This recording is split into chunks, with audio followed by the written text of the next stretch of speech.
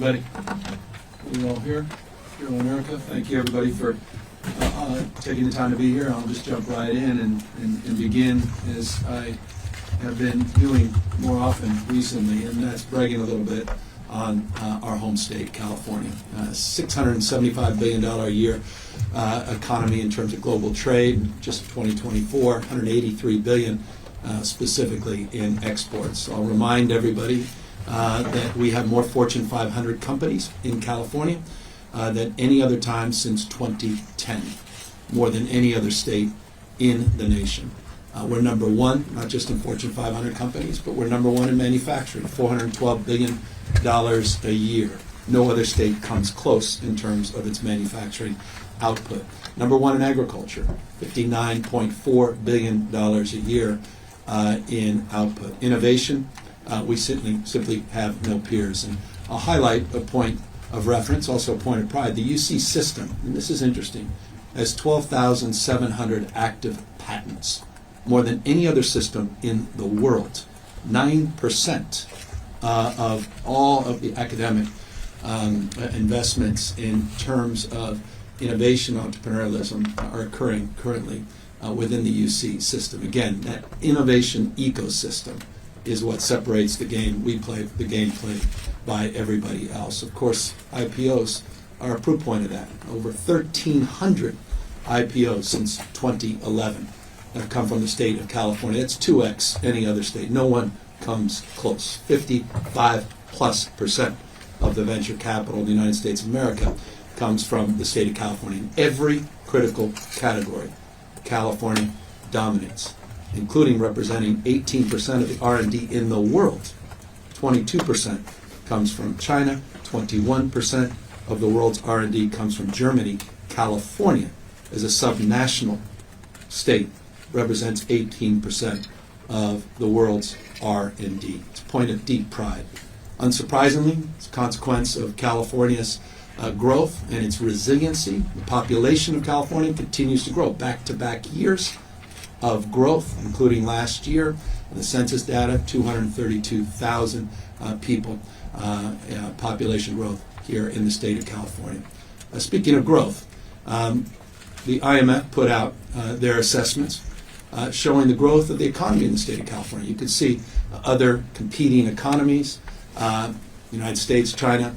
You can see the 6% output in the state of California last year. We simply have no peers. No longer the fifth largest economy in the world or the fourth largest economy in the world. With some humility, let me suggest that if India continues on their pace, we may go back to our original form. But nonetheless, California's $4.1 trillion a year output places us as the fourth largest economy in the world. That said, we don't live in Plato's Republic. California is under assault. The United States of America, in many respects, is under assault because we have a president that's been reckless in terms of assaulting those growth engines.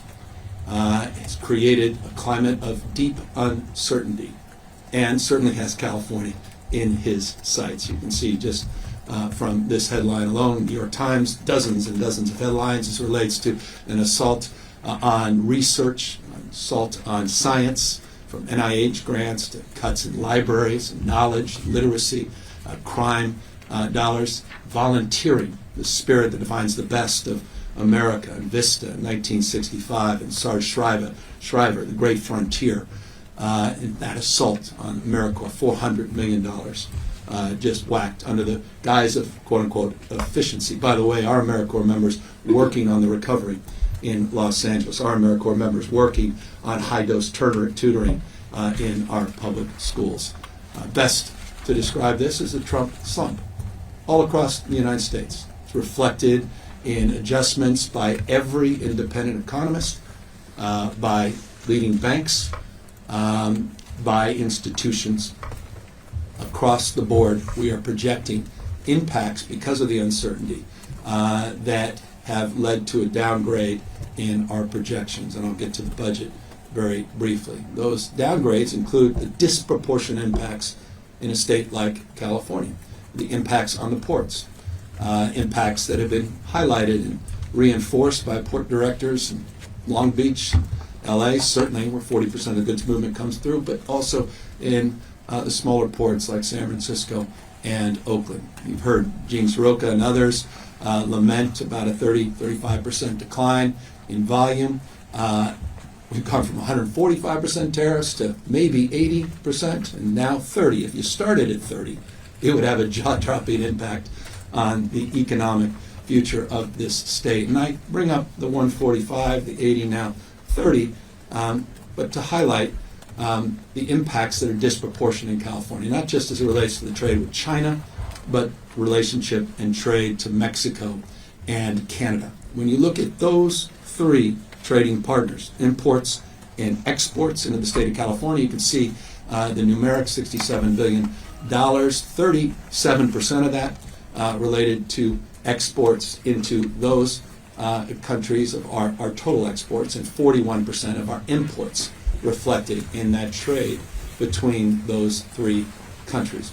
The impact, of course, of the swings, the volatility, the uncertainty across the spectrum is it's chilled investment.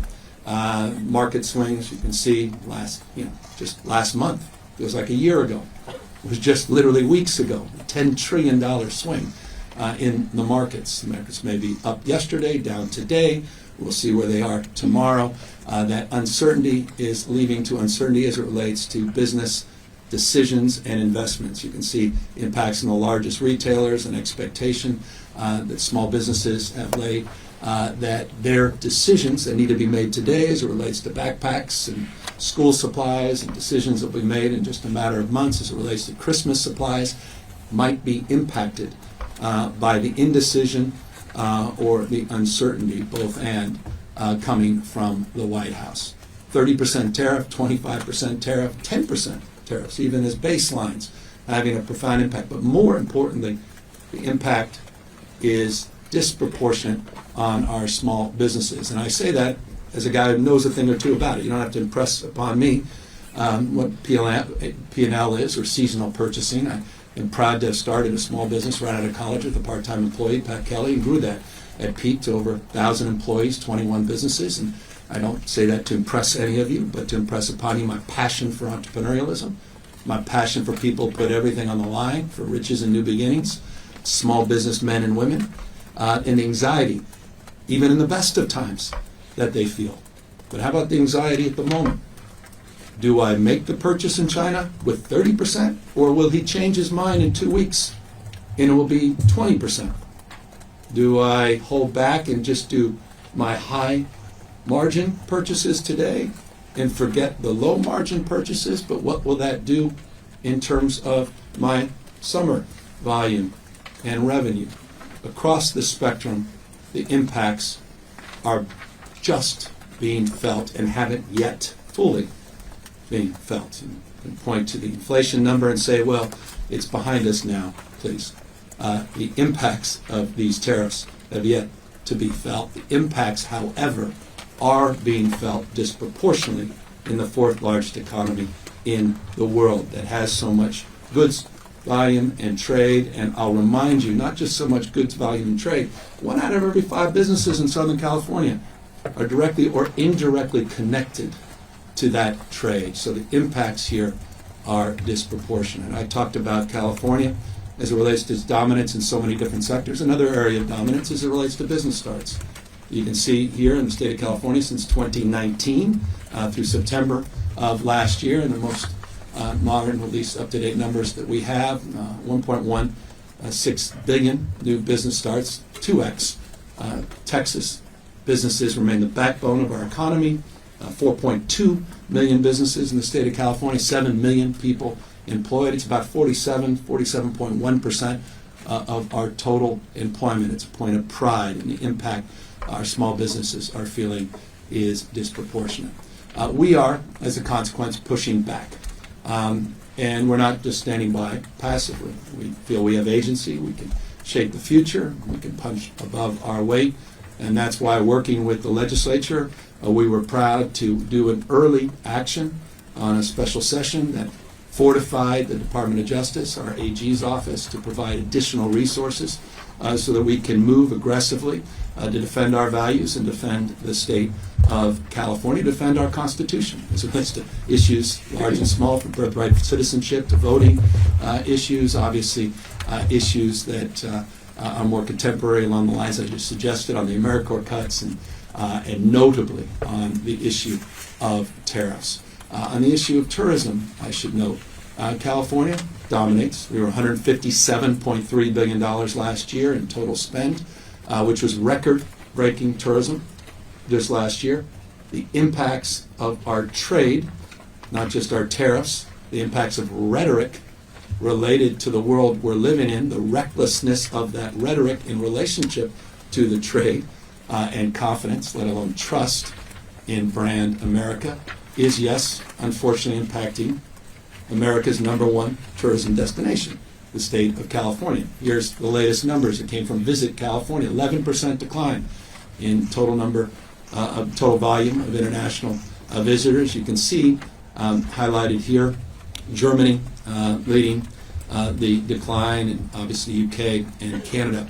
I bring those three up because we haven't been passive in this respect either. We've been recently meeting with leaders in Germany.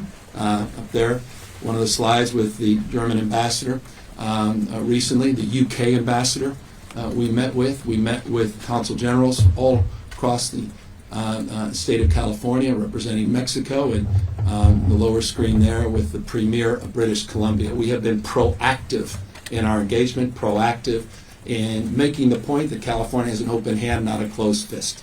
That we are 2,000 miles away from Washington, D.C. We're 1,000,000 miles away in terms of mindset in our approach. By the way, our mindset included a $5.2 million investment working with Visit California to invest in getting tourists back into California from Canada in particular. 1.8 million Canadians visited California last year. So we're trying to protect our economic power. Again, suing the Trump administration among many other critical issues. This lawsuit, though, being emphasized as the most important.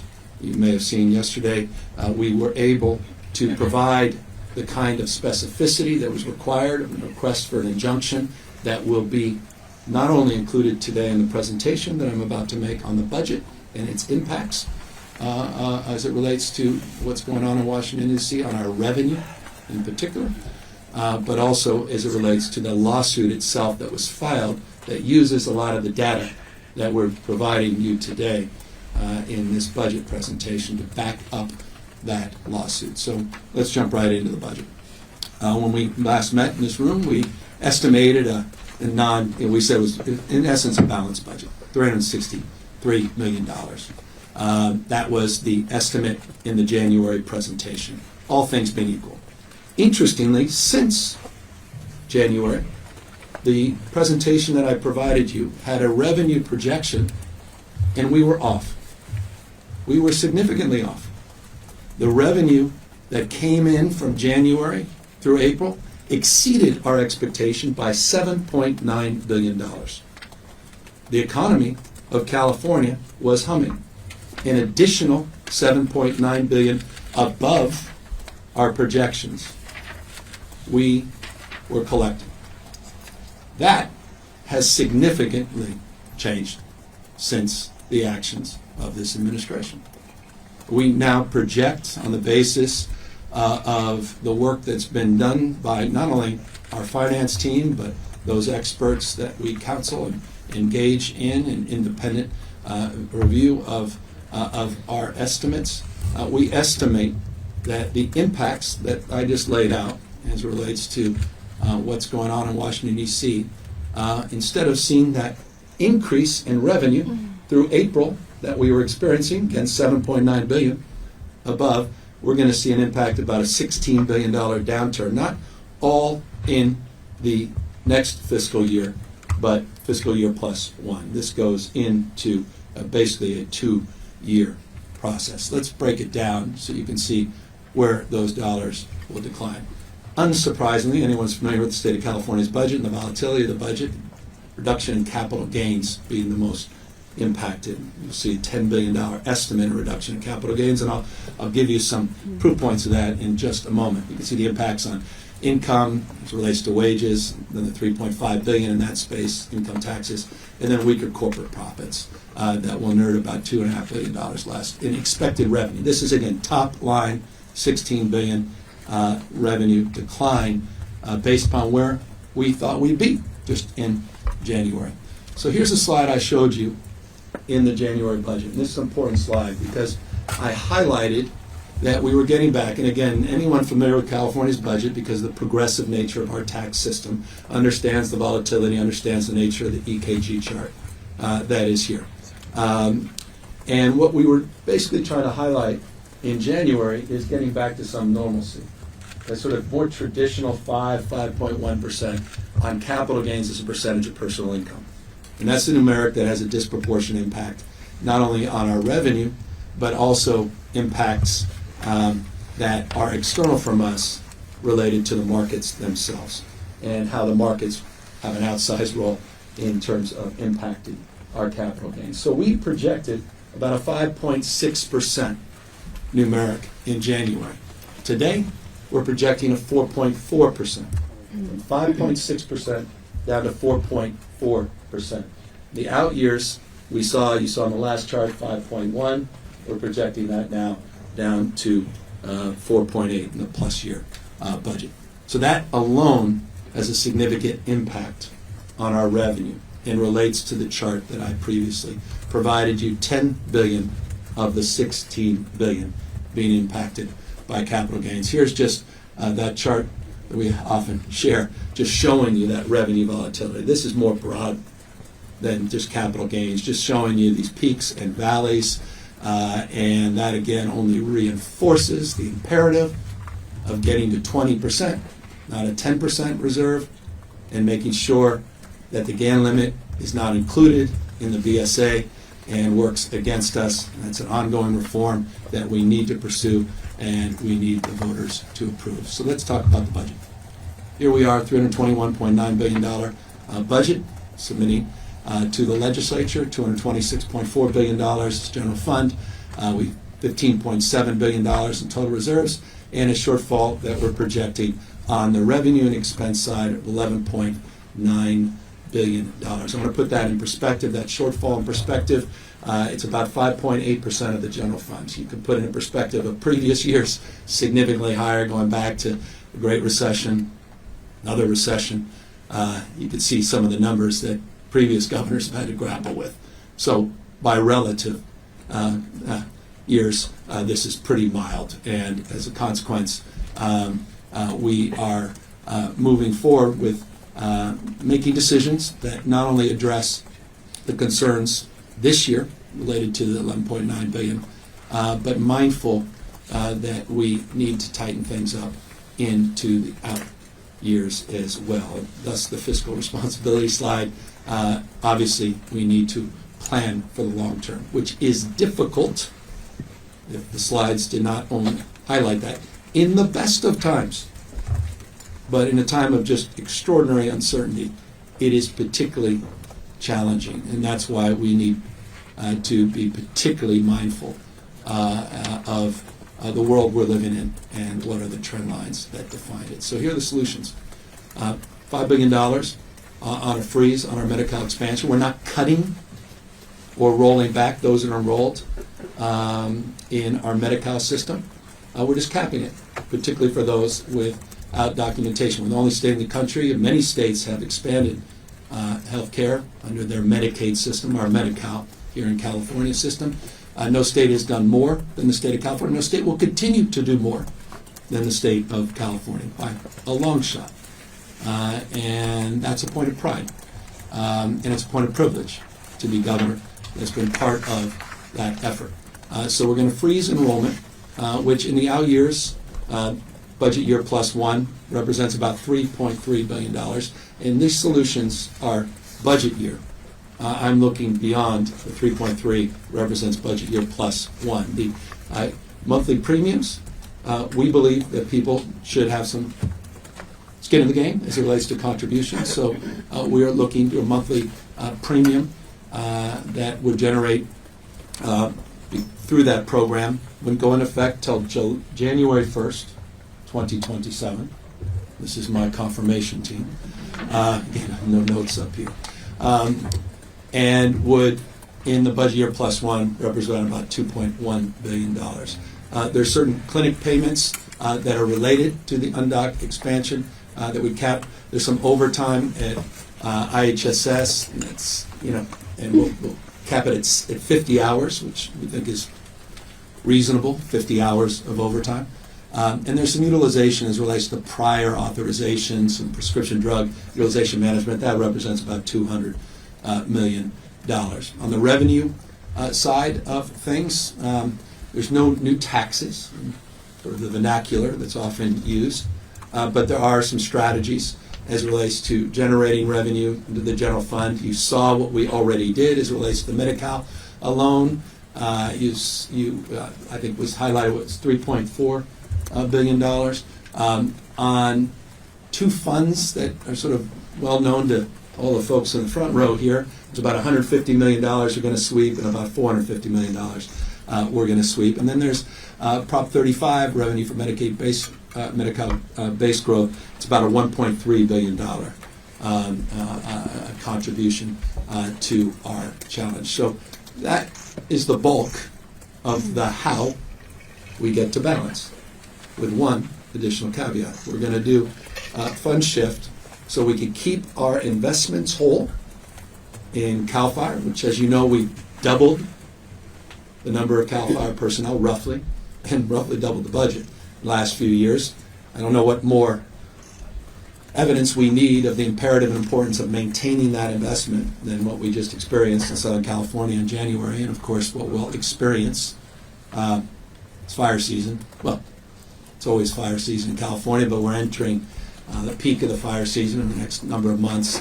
The imperative of maintaining that investment. We think it's more appropriate that the impacts related to the burning of fossil fuels, which is what greenhouse gases in essence are, those impacts that come through the cap and trade program that are intended to be mitigated, that those impacts are having a direct result on the investments that we need to make, and historic investments that not only in personnel, but as you know, we just highlighted a C-130 Hercules, the second of 7 that will be coming into the CAL FIRE, the largest aerial firefighting fleet in the world, civilian fleet in the world. Those investments come through the Greenhouse Gas Reduction Fund, which we want to extend to 2045. That is a 20-year extension. In that extension, by the way, there is roughly $60 billion, 60, of tax cuts, rebates that will go back to taxpayers related to utility use, which is significant. And I'll highlight that because it deserves to be highlighted. If I'm a taxpayer, I'm happy to hear about that $60 billion that will go back into people's pocket if we are successful getting that program extended. Let's extend the budget presentation a little bit. Prop 98. $137.8 billion, correct me, at any time. Total investments under the Prop 98 framework. So last year, just to put it in perspective, our per pupil, per child, no one often someone says, what's a pupil? I said, well, that's your kid. So we had some significant increases over the last decade that we highlighted last year. And the question is, are we seeing a decline in that this year or an increase? You can see here we're going to experience an increase in per child, per pupil investments, $25,176 for all funds. And then you can see the 98 component on the other side of that chart, depending if you're looking this direction or that direction, left or the right. The COLA this year will be 2.3%. We had a January number, roughly 2.4%. It's an important number for our folks on the front lines. We're going to continue our unprecedented investments. Remember, we created a brand new grade, TK for all 4-year-olds by September 1st of the incoming year. This program will be fully implemented in this fiscal year. We're also fully committed to implementing, it's an additional $1.2 billion to reduce our staff ratio to 1 in 10, which is a big deal. That commitment remains whole. An additional $1.2 billion will be invested, so it's high quality TK. So it's no longer K through 12 education in California, it is TK to 12 education in California. You can make that case, it's TK to 14. We'll get to that in a moment. We also are fully committed and have applied, as you recall, first state in the nation. I know a lot of states are doing great work in this space, and it's wonderful to see. It's so important. We keep highlighting this. Some of you were up there with us at Chico at the farm at Chico State, highlighting the farm-to-school programs and the imperative importance, again, of quality, not just quantity and access, but no stigma, 2 free meals a day for every kid. That program continues. Here's a program that I'm deeply prideful of as well. So much attention was rightfully placed on the previous administration, previous governor, Arnold Schwarzenegger. There's a lot of credit for after-school programs. We've 10x'd that. We actually have delivered full implementation. 9 hours a day, before school, after, and summer school for TK to 6th grade. This is a big damn deal. Over $4 billion invested in this space. And again, it needs to be highlighted because I don't know many states that are doing this, but our state of mind is around getting this done, and you see that will get done, fully implemented over this year. Also something that's getting done, 4.6 billion reasons why it matters. Community schools, which people get confused by. We had a little pilot. We put a few bucks in 2019 on community schools. This is about providing, all your fancy neighbors, they may have all these bells and whistles, but what about at every public school? So now 2,400, almost 2,500 new schools have all those bells and whistles.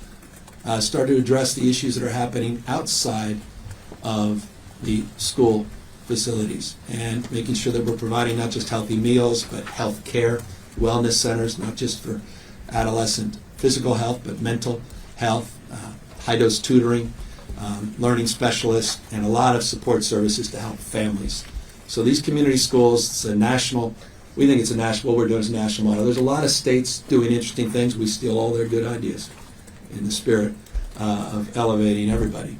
But I really am grateful for the great work folks are doing in this space at the local level and expanding this space, $4.6 billion. And that progress continues. Here's also progress that needs to continue. This is interesting on a lot of levels. There's been a lot of conversations here in the legislature, and I want to applaud the work of this speaker in particular and many members of the legislature that have been champions of reading and literacy for many, many years. We've been proud of the work we've done for many, many years. I'll remind some of you that we invested an additional $6.8 billion. You wonder where all those CARES dollars went. The money we got from the feds. We flooded the zone with $6.8 billion of these grants to deal with some issues around learning recovery associated with the pandemic. That was sort of the baseline. And then we started to build out a broader literacy and reading strategy that included over $500 million for literacy coaches. And by the way, we have 833 schools now that are benefiting from these coaches that are being trained and organized in a very significant way. This year, after many years working with UCSF, best in class, we now have, as a dyslexic kid, the reason I have no notes, we have new screeners for every kindergarten, first grader, and second grader. Going to happen this fall, finally, that addresses the anxieties around ESL and addresses a lot of the cultural competency concerns that we had expressed by advocates for many, many years. So that's fully going into effect. We are also rolling out our literacy roadmap, which is our detailed plan. This is part of a larger state literacy plan that we put out that includes these new networks and hubs, which will share best practices and be platforms for engaging in every region in the state. And we're including in this budget this year, because of the work of the Speaker and the legislature, in expectation that I'll not only get that bill that they've been negotiating and debating on evidence-based reading. We're going to add it. This shows a little more intention. We're going to add $200 million to back that bill up, but we're also going to add language in the budget to make sure that it gets here. Not that we needed that. Leadership's there, but we work with leadership, and we just want to move that process forward quickly. There's going to be a lot more on literacy. That roadmap, we're about to announce its details, and we'll be talking about the progress we've been making. And dare I, at peril, because I know we're not nearly, I want to make this crystal clear, not nearly, well, we have a lot of work to do as it relates to closing gaps, equity gaps in particular. But I want to acknowledge progress. We were 48th in the nation in the NAEP scores, 48th in 8th grade reading, almost dead last in 2011. No state did better between 2011 and 2022 than your state of California in improving its scores. No other state came close. We had the fastest growth in reading proficiency of any other state in the country. Now we are, dare I say, about average. Now, the Urban Institute put out their own study that said we're a little above average because they included some demographic mix, but I don't even want to lay claim to that. We have a lot of work to do. But we made a lot of progress, and I make that point because some people just feel like, well, we can't make progress. That's not true. And by the way, the 4th grade reading, there were only 3 states in the last decade that made any progress. California is one of them. And I'll remind all of you, particularly those of you that tend to fall prey to misinformation,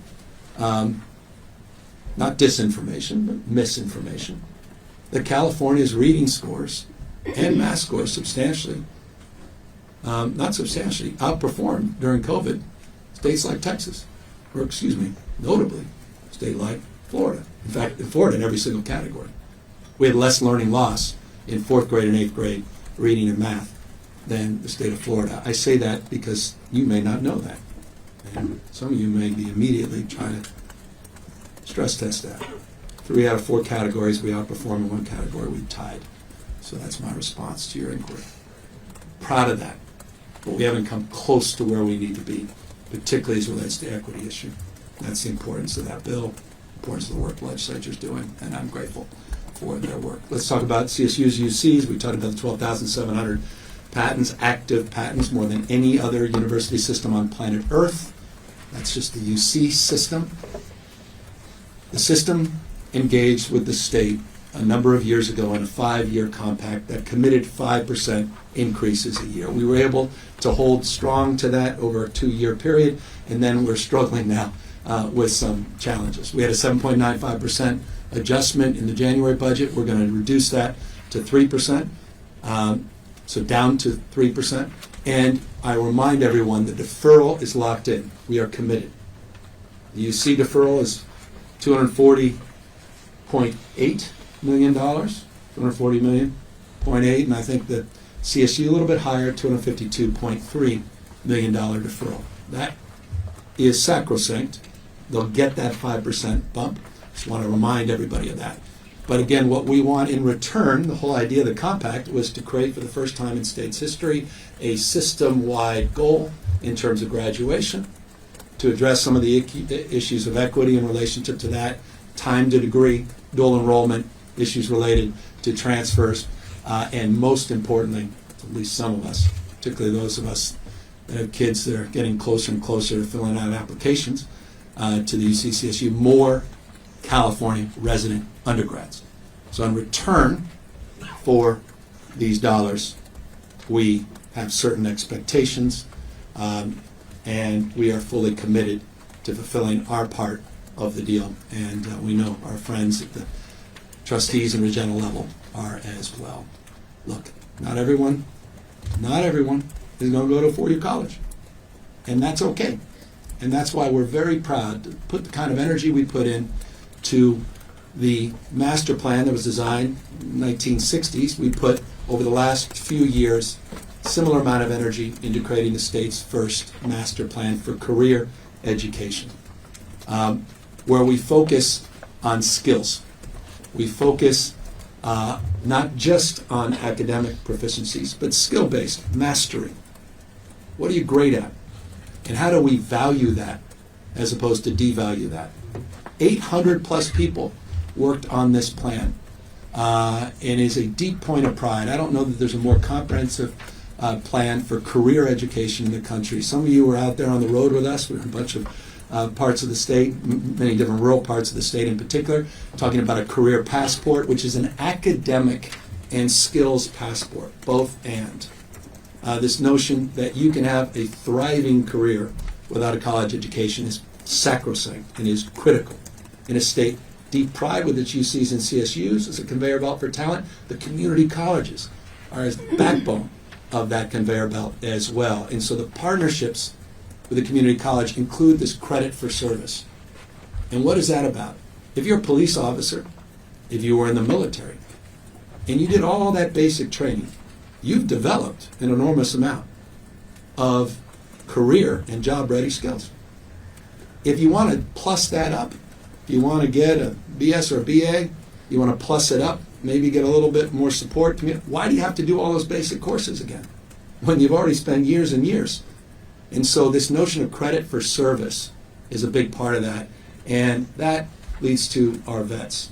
The biggest beneficiaries are 140,000 retired military in the state of California. They will be a huge beneficiary of that effort and that program. And by the way, they deserve even more support. And that's why we're finally trying to reconcile in a tough budget year.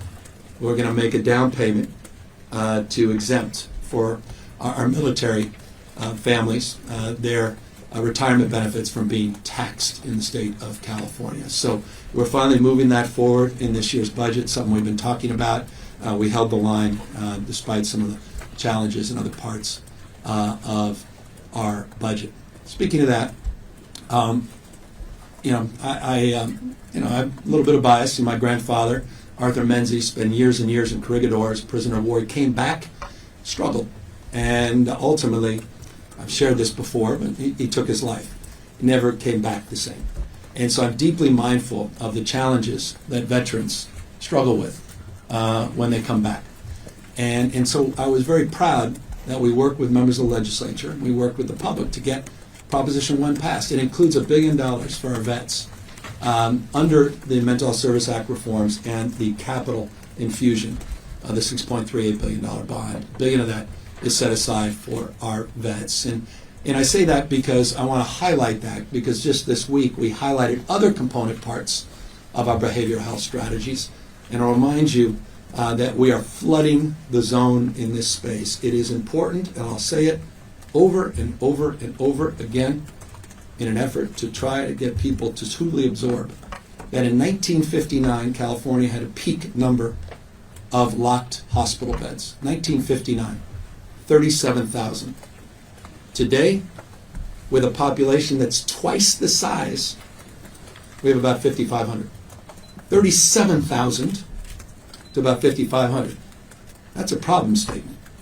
Prop 1 is about addressing that problem with the most significant investments throughout the state. Those little hashtags do represent broadly. Be generous with our designer. All the investments, 54 out of 58 counties are getting these investments, 124 projects, 214 facilities, 5,000, almost 5,100, I should have rounded up, residential treatment beds, money that has been distributed on projects that are shovel-ready, projects that have to be in contract within 90 days with land use reforms and zoning reforms attached to them that went through a stress test over the course of the last 12 months. The fastest distribution of funds and project identification in, I think, modern bond history. If I'm off, it's because I'm naive about what happened in the early part of the last century. But certainly in the last number of decades. 21,000, almost 22,000 outpatient treatment slots. About 80% of the $4.4 billion in this program, money out the door, more money coming out in the next few weeks. You can see some of the schematics of these projects. These are actual schematics of actual projects that are going to be built, some as early as later this year, in the calendar year. Many of them rolling out next year and the year after. New construction, campus-style settings, cottage settings, and the like. I'm very excited about it. Look, it's all about building faster. And it's about addressing the issue that impacts and more things in more ways on more days than any other issue in the state of California. I'm not talking about Trump. I'm talking about our own ability to get out of our own way. We're as dumb as we want to be when it comes to the issue of housing. I just went from an education slide. We may want to take Econ 101, supply, demand. We're not producing enough supply to meet the demand. Constraints lead to price increases, affordability crisis, stress on working families and middle-class families, impacts on homelessness. All of that directly correlated. It's not complicated. We have done a lot in the last few years. I'm proud of it. 42 CEQA reform bills I've signed. That's unprecedented. Done a lot to create a new accountability unit. We're including homelessness in the housing accountability unit, and there's dozens and dozens of cities have gone into compliance, thousands and thousands of units that have been unlocked and housing that's been produced as a consequence of that effort. We prioritized state lands. We've looked at all our excess state lands. We're unlocking those surplus lands, and we've done a lot for renters as well. With one of the most significant comprehensive, I was talking to the governor of Washington State, who just signed a similar bill, a little bit different. I think he even was more expansive. Washington modeled substantially off California's bill as it relates to protecting renters and just cause evictions. We've done a lot, but we need to do more. And that's why I couldn't be more proud of Buffy Wicks and Senator Wiener. Thank you to Assemblywoman Wicks, and thank you to Senator Wiener. Thank you for their two bills. Let's go. It's time to accelerate urban infill. It's time to exempt them from CEQA. It's time to focus on judicial streamlining. It's time to get serious about this issue, period, full stop. And that's why language will be included in the budget to make this happen, to get this done. Enough. This is a crisis. If you care about your kids, you care about getting this done. This is the biggest opportunity to do something big and bold. And the only impediment is us. So we own this, and we have to own the response. And I just really applaud the two leaders for sticking with this issue over the course of many, many years. A lot of those bills that I signed in the previous slide were reflective of their good work. We also want to create a new housing and homeless agency and integrate homelessness and housing, back to my prior point, and we need to support a bond to address the issues of housing, yes, affordability, but also infrastructure, which is foundational in terms of being able to move to the degree we need to. So both those bills are top of my mind, on my mind, and reflected in not only this slide, but are reflected in the vernacular of Sacramento, the trailer bills in the budget. Let's talk a little bit about homelessness, and there's not too many other slides, and we'll get to any questions. We cleared, look, I just highlight this because we need to do more, but we have done better. Over 16,000 encampments on state right-of-ways have been cleared. This is unprecedented. Every week, every single week, you're welcome to get a copy. I get an update from Caltrans of all the sites they clear. I told them, I don't believe you. I want to see them. They photograph them for me, and they submit 20, 30 pages every week. That's how I start my week, looking at these cleanup sites. We need to have that same kind of intentionality with every jurisdiction in the state of California.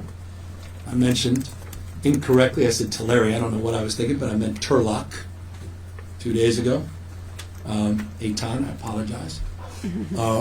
I pride myself, or was it you, Ashley? I pride myself, forgive me, on getting things accurate. They turned their back. They have turned their backs on all of us, frustrated with the issue of homelessness. And it's just a case study. I've talked about Huntington Beach being a case study on housing. And if you want to understand why the state has a housing crisis, just learn about the approach Huntington Beach has taken. Well, Turlock may be up there when it comes to the issue of homelessness. We asked them for a whopping $1. Back to skin in the game. Just at $1. And we'll give you hundreds of thousands of dollars to actually solve a problem. And they said, no, not interested. Not interested in any of this. So it's just a reminder, it's just an example, adjacent example to encampments. the challenge that remains on this issue, it is not the state of California that remains the biggest impediment. The obstacle remains at the local level. And we have done everything to remove as many obstacles as possible. That's what the conservatorship reform was about. That's what Care Court was about.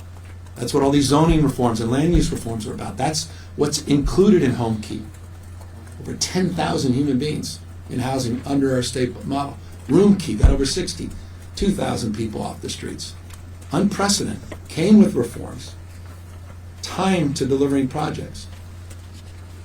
Taxpayers mindful of their dollars. We provided those at unprecedented low costs in terms of creating those units under those creative programs. We need to see that same level of engagement in every part of the state, particularly as it relates to the issues of encampments, unsheltered homelessness. Now I want to talk about that a little bit.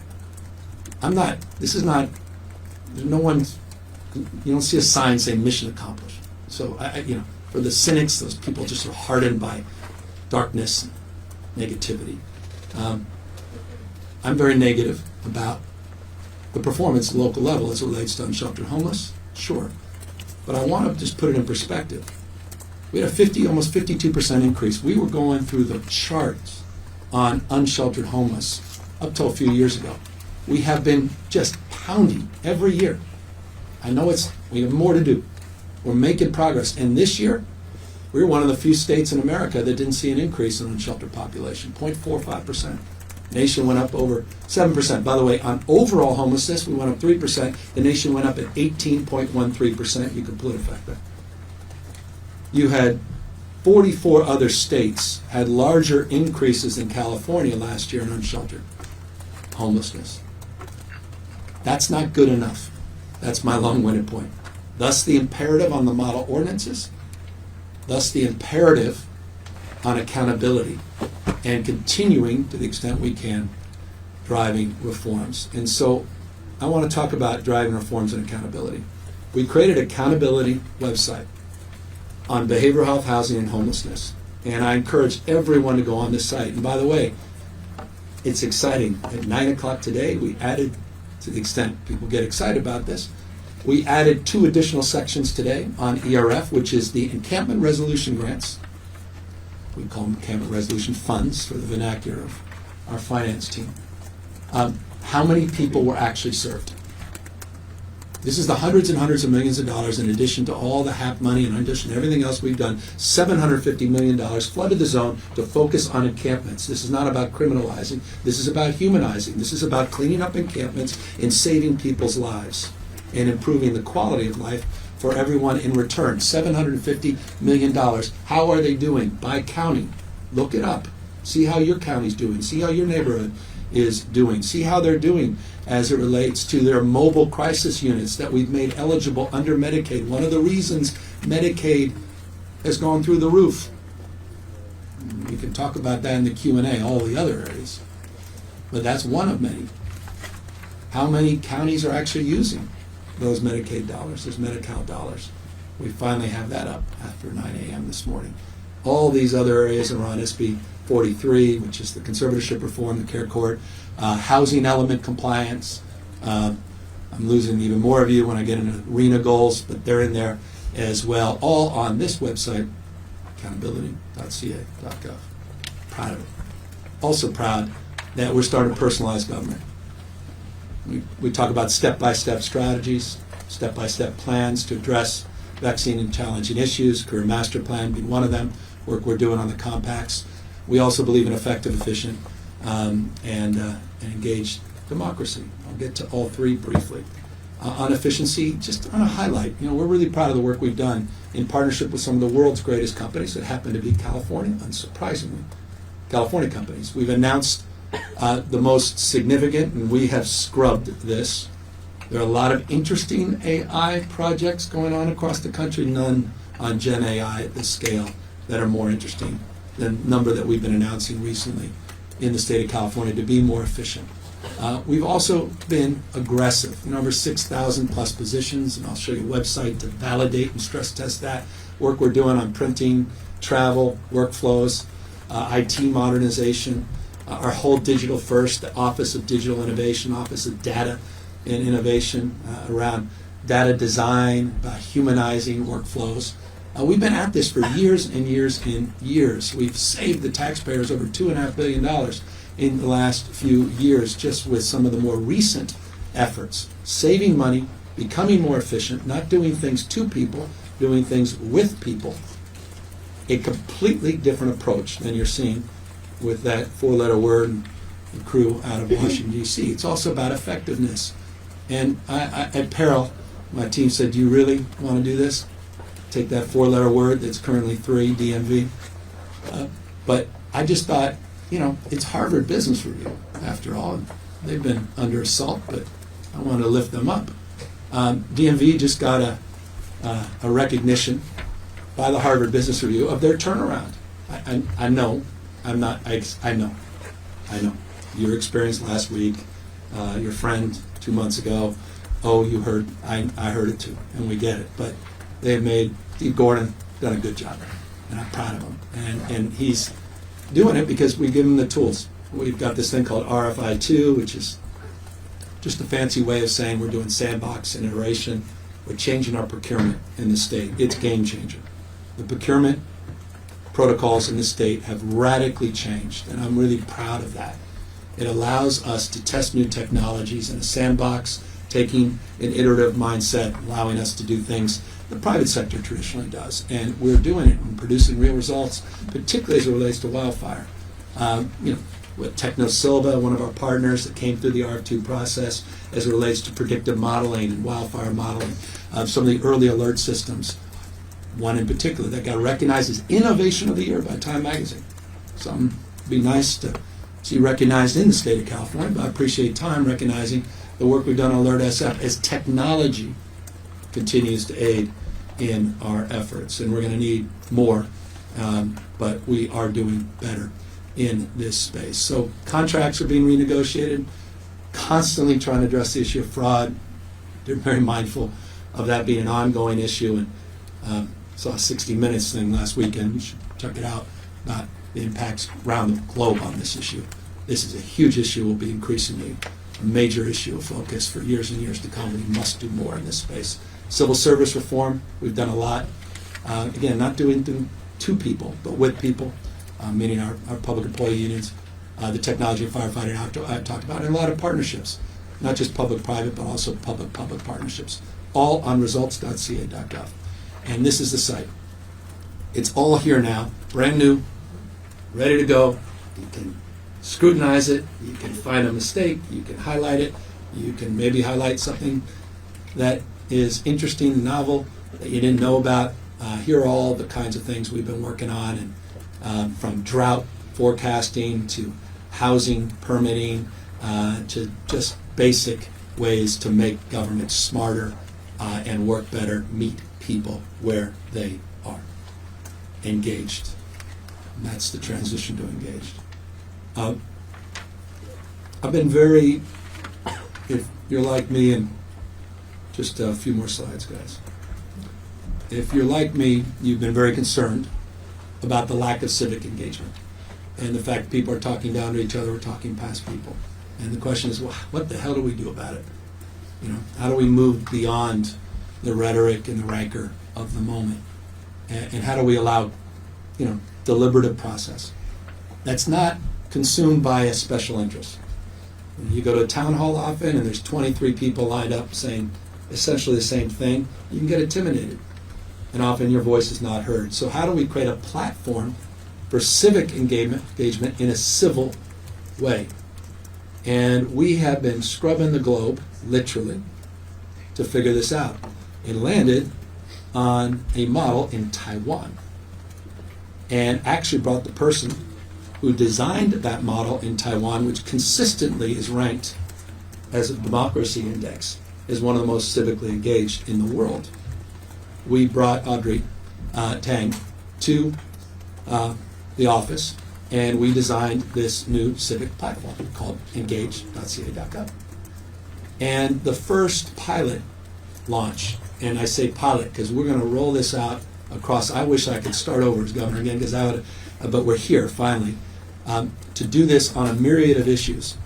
We've just launched it related to the wildfires. We call it Digital Democracy Tool. And it's about sort of determining, the public determining for themselves what they want to engage in, what are the topics, how people can engage in the deliberative process, and how they can platform that engagement in a way that they know their voices are heard and there's a feedback loop. We have 7,800 people that have engaged in our first in the nation digital platform in Los Angeles, specific to the wildfire recovery, the distinction between Palisades and Altadena, the cultural competency in relationship to both that is highlighted often when you visit, particularly Altadena. Don't forget, we're a very different community than our friends and neighbors in the Palisades. And so that ability to differentiate a community-led process for rebuilding, and it's not just rebuilding LA, it's rebuilding trust. And so I'm really proud of that, and I hope you'll take a look at that. But also, we hope you'll join us on our journey as we roll it out for many other civic causes, and we'll be announcing shortly some new ideas in that respect. I want to thank Amy Tong as well for her great work, and all the team at ODI for making that real, working with Audrey and others at the Bruin Institute, and our former California Justice. We are blessed that the Carnegie Foundation joined this effort as well. I'm going to get in trouble because there's 5 or 6 other foundations that have joined, but this is a very exciting thing. Little sobriety here, LA recovery. Just briefly, because I'd be remiss. This is our morning meetings. This is our weekly visits. We'll be down there again, I think, tomorrow, Friday. We went through that debris removal for hazardous debris raised at record pace. I want to thank the Trump administration and thank Lee Zeldin and the EPA for their partnership in that first phase. We're in that same mindset and process to get the phase 2 debris removal done, and we're moving not just mountains, you can see the equivalent of 100 Eiffel Towers. And now we're in the next phase as we finish that phase, and that is in the permitting phase. And I just highlight this because I think it deserves to be highlighted. Just a few months after one of the most devastating wildfires in U.S. history, people are starting to rebuild. Permits are starting to be distributed. Both LA City and LA County, dozens of permits have now been provided. People are actually starting to construct homes. Now, that pace is not nearly where it needs to be. I'm not naive about that. We need to significantly, exponentially increase that pace. But it's important because we're at a pace of recovery that we've never seen in California history. No other fire, no other recovery efforts move this quickly. It's not perfect, no one's naive, issues continue to boil to the surface. That's the work we have to do to triage and iterate every day. That's why we're doing engage.ca.gov. What are the top priorities in terms of building back, dare I say, better, making sure that we're more fire resilient, making sure that our emergency systems are more redundant across the spectrum, making sure that building materials and designs are more efficiently procured, and how we deal with what will inevitably be an overwhelmed local city and county planning department. And that's why we just worked to provide the first AI tool for permitting and plan check and pre-approval in our state's history, and brought that into LA, and now sat with the mayor and members of the county board of supervisors did the same in the county. We've also been moving heaven and earth to the extent we can to help with the rebuild, 21 executive orders in county, and you can see across the spectrum, I won't burden you, small business support, law enforcement, providing ongoing support to just be more efficient, effective, including mortgage relief. I want to thank members of the Board of Supervisors, well, not only Board of Supervisors and the City Council and the Mayor, but members of the Assembly and the Senate for their incredible support. They provided $2.5 billion in that early action. And that $2.5 billion, by the way, led to early action, as an example, $171 million, specifically wildfire prevention, part of a $2.5 billion overall investment just in the last number of years. Unprecedented in California system. We have 10x'd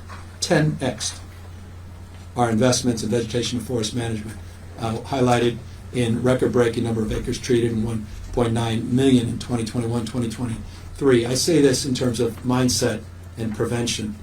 And part of that $2.5 billion, again, was for Conservancy's $171 million that went to make sure that we're dealing with debris removal in Santa Monica Mountains and elsewhere in anticipation of this summer and winter and fall, or fall and winter. This is a map. I just think this is an important map. We created this a few years ago. I keep offering this to my friends in Congress, to my friends on the other side of the aisle. You may want to take a look at the map before you take a look at your staff's tweet saying we're not doing anything on forest and vegetation management. 2,200 projects underway or completed, and here's an interactive map. We got a task force group that's attached to this. I just attached another executive order, fast tracking, addressing the green tape on getting these projects moving, and it's really paying dividends. And so this is an interactive map, available, transparent way, where you can see, and those are actual projects all across the state of California. So we are doing more and doing our part. This is why it's so important that we put that $1.7 billion in the Greenhouse Fund as it relates to protecting these resources going forward. I think there's cause and effect. I think it's exactly where that budget belongs. Let's just briefly talk about one final thing. I'm mindful about the vulnerability. I began with vulnerability, I want to end with vulnerability, but I also want to end with agency. We're not victims, we're not bystanders. We can shape the future. And so this notion of having a vision is important. Vision is critical. And this vision has been laid out over the course of the last 3 years. And I want to thank again the legislature. Thank Mark McGuire and others, and his team, folks at the Pro Tem's office and the Speaker's office for their commitment over the last number of years, not just in their two new roles as Speaker and the Pro Tem, but as leaders in their own right as members of both bodies. They support an effort, $287 million effort, to design an economic blueprint that was bottom-up, back in the spirit of community-led economic vision. 13 homegrown plans, $287 million. Every region got a $5 million planning grant. They spent years developing a platform of engagement, over 10,000 people engaged in that deliberation in every region of the state. In the process, they were afforded early action grants if they had projects that were promising. We put out $39 million so they can move on that in the middle of the process of developing the plans, and we just provided each one $14 million of additional resources. This is the first plan that's actually funded in real time and supported with additional funds moving forward, including in this year's budget. I guess that's the long point I wanted to make. And it includes everybody. And some of you have been on that journey with me. And I think we've done 8 or 9 events on this in 8 or 9 different counties, almost exclusively with the exception of LA, in rural parts of the state, and really highlighting the remarkable contribution of our ag community, farmers, ranchers, and the like. And they're a big part of that economic blueprint, and I just think it's important that we remind folks of that. So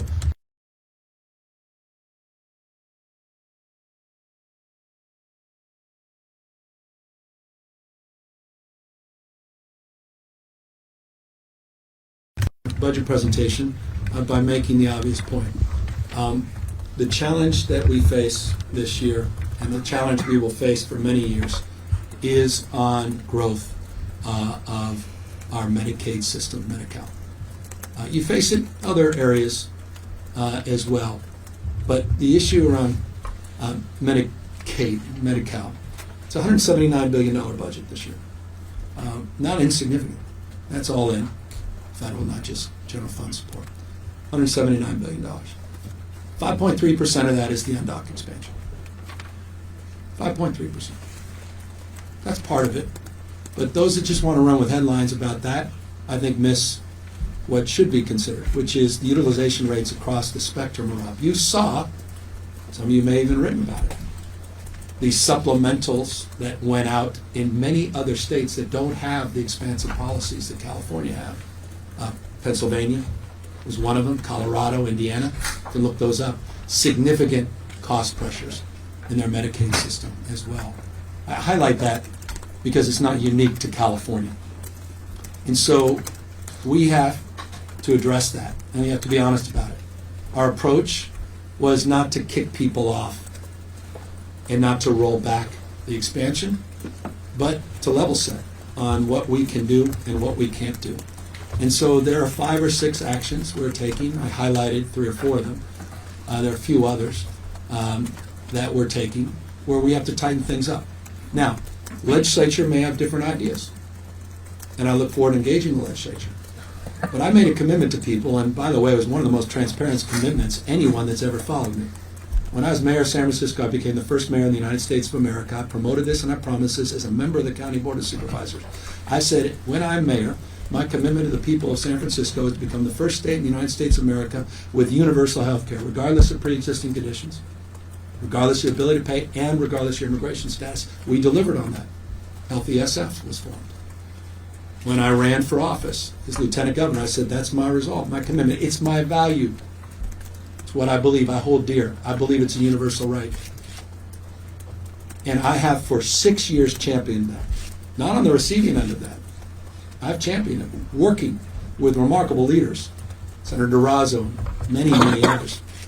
Rambla, many have been just extraordinary partners and champions in this space. This is a tough budget in that respect. So I've been very prideful of the expansions and the progress we've made. But you have to level set with folks.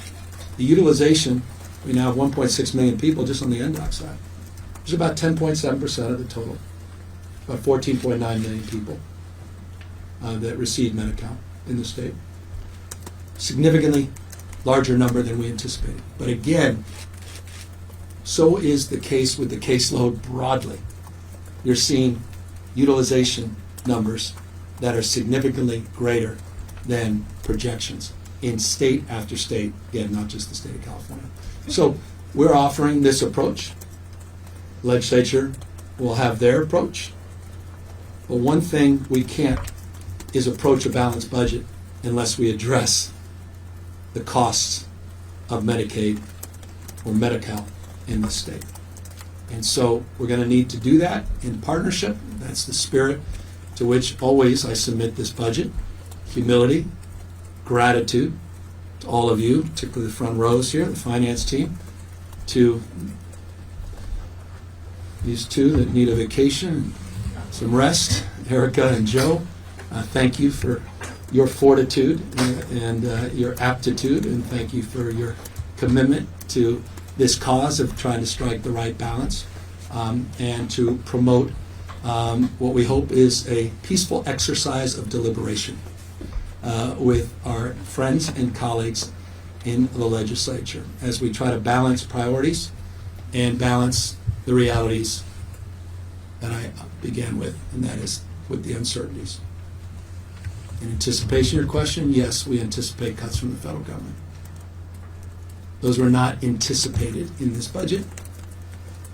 And so we will be tasked with making decisions in a very challenging and vexing time, perhaps the most challenging and vexing we've had in some time. And that's why I hope we do it in the spirit that has defined the last 6 budget negotiations. And so that is the presentation and preview of the conversations to come over the course of the next 30 plus days here in our state capital. With that, we're happy to answer any questions. Hi, Governor. Ashley Zavala with KCRA 3. And speaking of the federal government, my question is in that space. But first, let's start with the fact that this is your second to last budget presentation as governor of California. And the first budget that you ever worked out with the legislature was about $208 billion. And what you have presented today represents a $114 billion increase from that first budget that you set. And budget watchers, including the Legislative Analyst's Office, warned that spending could be unsustainable, and even a couple of years ago, the LAO suggested that a reduction in spending could help offset future revenue losses. So with what you presented today and the budget problems you've laid out, I mean, is any of this self-inflicted, or is the uncertainty entirely about President Donald Trump? Well, we went from a $3 billion economy, trillion-dollar economy a few years ago to a $4.1 trillion economy. This nation, state, has grown, and as a consequence, we've grown into a different approach in terms of our investments. We're also trying to reconcile a lot of challenges we face. So no, I'm very proud of the work we've done creating a brand new grade, TK for All.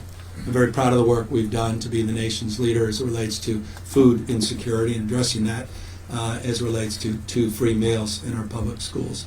I'm very proud of the work we've done on after school and summer school for all and the importance that we've placed on that, including high-dose tutoring and reading specialists and addressing some of the gaps as it relates to literacy. I'm very proud of the work we have done on forest and vegetation management and the critical and essential nature of that work to protecting our communities. I'm very proud of the fact we protected our communities with unprecedented investments into vertical prosecution grants and supporting local law enforcement agencies, more accountability and more transparency, addressing the issues of retail, theft, and quality of life crimes. I'm proud of the investments we're making in behavioral health, and I think they're long overdue and important. I'm proud of a lot of the work we've done in child care, and while I wanted to do more in this year's budget, we're going to have to hold the line, at least as it relates to this budget, and we'll see where the legislature comes back.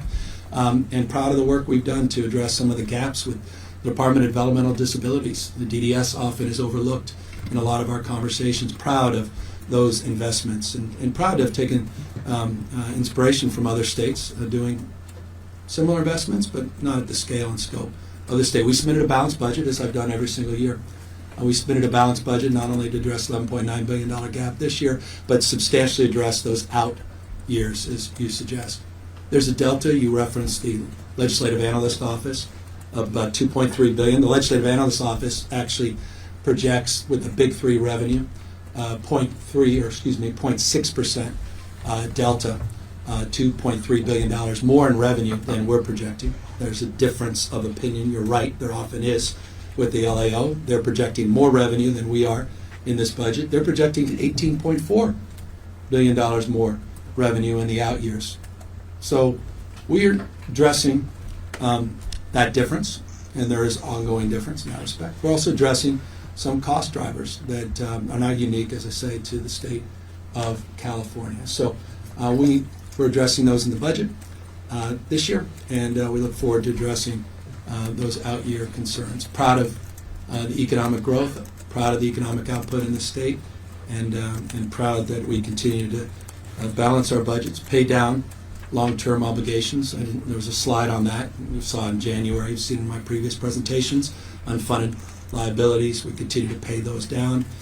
In this budget, that's reflected as well in the reserves. And we're not asking for any additional reserve, $7.1 billion. That was approved last year as part of that 2-year budget deal. We're still using $7.1 billion and trying to hold that line.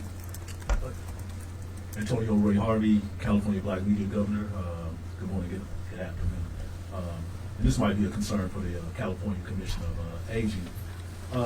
By 2030, the California population for 65 and older is going to increase to about 10 million, and 22% by 2040.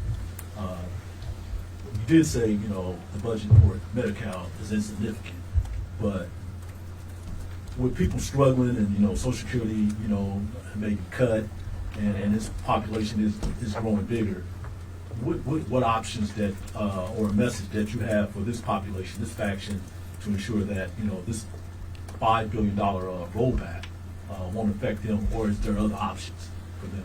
Well, two things. One, I never suggested anything was insignificant as it relates to issues related to Medicaid. I referenced a 5.8 or so percent deficit relative to prior deficits and put that in perspective in terms of the totality of the challenge we face. And again, it's not unique. You see this in it seems like every 2-3 years. Feast, famine, feast, famine. It's the nature of the progressive tax system. We can get in a deep conversation about that, the merits and demerits about progressive taxes. We have the most progressive tax rates in the country. We can live in a state with the most regressive tax rates in America. If you just look, Exhibit A and B, Texas and Florida. By the way, Texas is a taker state. They received $71.1 billion more from the federal government than received. California donated to the federal government $83.1 billion more than we received from the federal government. That's 2023. I'm waiting for the 2024 numbers. We created a master plan to address the issue of our aging and graying population. We spent years developing that plan. We think it's a nation-leading plan, to your question, around allowing our seniors to age in dignity and age in place. Ashley's question, in many respects, your question is reflected in her observation. That you have demographic challenges, and you have to start to invest in architecting strategies and solutions to allow people to age in dignity and age in place. It's not just providing the facilities, providing the workforce, which is a huge part of the Medicaid budget, the Medi-Cal budget. By the way, not reflected in my Prop 1 slide is a $1.4 billion investment in Proposition 1 on workforce development. Medicare is the primary driver of the support and costs for seniors, but not exclusively. There's some Medicaid dollars. So we're doing our best to try to substantially hold the line in terms of our adult services and senior service budget. That's not significantly impacted. As it relates to our expansion population, there are some adjustments for seniors, for the undocumented population, that we are trying to right-size on the basis of the budgetary constraints. And that's the proposal we're making. To the extent the legislature has a different approach, we'll not only be mindful of their different approach, we'll be very receptive to strategies that ultimately get us to the balanced budget. But I'm very proud of the vision statement and the fact that on that master plan for aging, we have substantially made the investments we promoted in it, including on Alzheimer's and dementia care, working with former First Lady Maria Shriver. That was a separate plan that, to me, is a component part of that larger master plan. So I reflect some consideration in the response to the plan we put out, and on a number of occasions we've updated the public on our performance to that plan, so you can see the actual progress we've made and the improvements that we've made in this space as well. But this budget holds the line on most of the adult and senior service programs. There are tweaks, and I know sometimes people see $1 million or $10 million and say it's the most catastrophic, but there are not fundamental shifts in terms of those investments outside of some of the cuts that we're proposing as it relates to the Medicaid expansion. Governor, your office tallied this Trump slump at $16 billion. We know, based on the action that was already taken, the solution previously adopted, that combined with this new deficit, we're looking at about $40 billion in solutions California's had to come up with for the 25-26 year. So I know you said you were proud of the programs that California has adopted, but can you address the reality of this as a spending problem because of big ticket Democratic policies? Well, it absolutely is in the plus one budget, absolutely. So I referenced the $7.9 billion of revenue above projection and the fact we were moving in this direction. It substantially could have covered up any shortfall in the fiscal year, this current fiscal year. We could call it a day and be irresponsible. But that would not address, and I appreciate your question because it offers an opportunity to expand, and for some perhaps even clarify. In that out year, you're absolutely right. We've got a spending problem, and that's why we need to make these adjustments in the Medicaid budget. And that's why we have to be a little stubborn about it. And that's why I'm proposing them. And that's why this budget reflects a significant reduction in that plus one shortfall, and knocks out vast majority of your estimate, which is not our estimate of the shortfall. So we are not just balancing for the new fiscal year, $11.9 billion, but we are substantially addressing fiscal year plus one. And then are you sweeping the Prop 35 money, and how can you do that after voters overwhelmingly supported the measure? Well, we're putting $1.3 billion of money that is for Medi-Cal into base rates, and we think that is absolutely consistent with not only the rules that have been established with the federal government, the waivers we received under the MCO tax pursuant to requests we made, including recent waivers that I personally participated in, with Assistant Secretary of HSS, but also as it relates to the initiative that you're referring to. Hi, Jeannie Nguyen with ABC 10. In reference or a jumping off point from the Prop 1 funding you made available this week, will you also be making any resources or funding available for Prop 36? Because there also is a behavioral/mental health aspect to that as well. Well, Prop 36, as you know, is an unfunded mandate.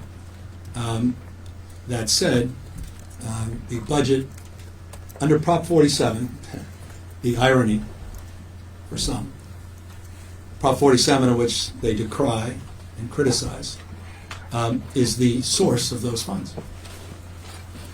Prop 47, we project a $91.5 million savings pursuant to Proposition 47, of which in 27-28, the multi-year, that number will reduce down to $27.1 million. In order for the proponents of Proposition 36 to receive those dollars, so that fund will be depleted by, what's that, 68 million, am I right? Dollars over the multi-year. So that's a source of funds under Prop 36.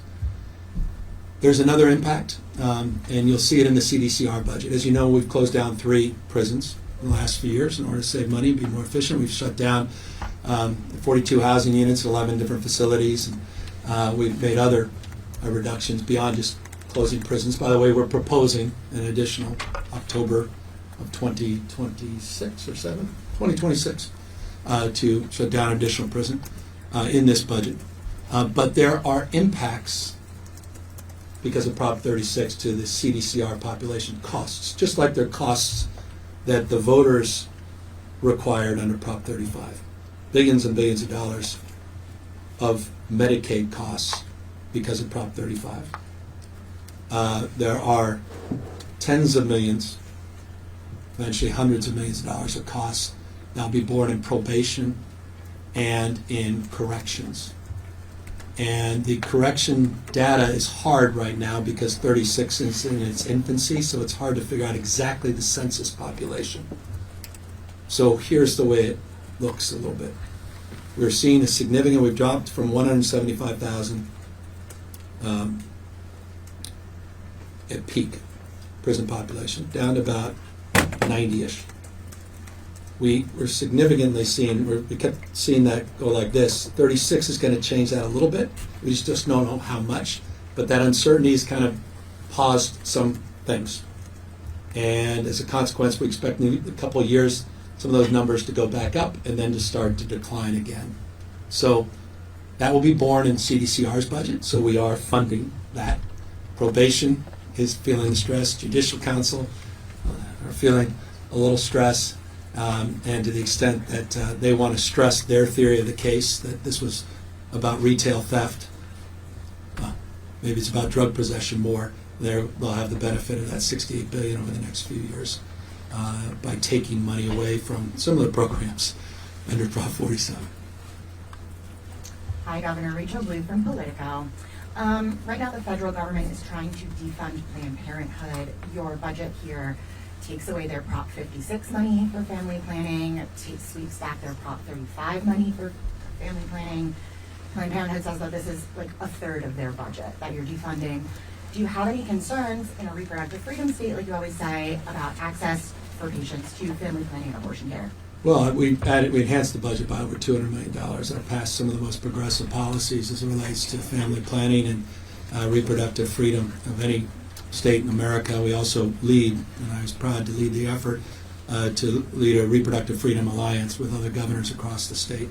As it relates to Prop 56, when I got here, as you may know, that was not funded, the Prop 56. I established a new precedent to backfill the Prop 56 dollars. Prop 56, for some of you may recall, was the tobacco dollars. As tobacco consumption declines, the revenue was declining. I was backfilling that. Because of Prop 35 and the fact that it is burdened over the next 2 fiscal years by $4.6 billion, it's increased the budget deficit. We are trying to figure out ways of offsetting that. And so our ability to backfill the Prop 56 was one of those areas. And then we have some creativity on some on the question that Taryn was asking.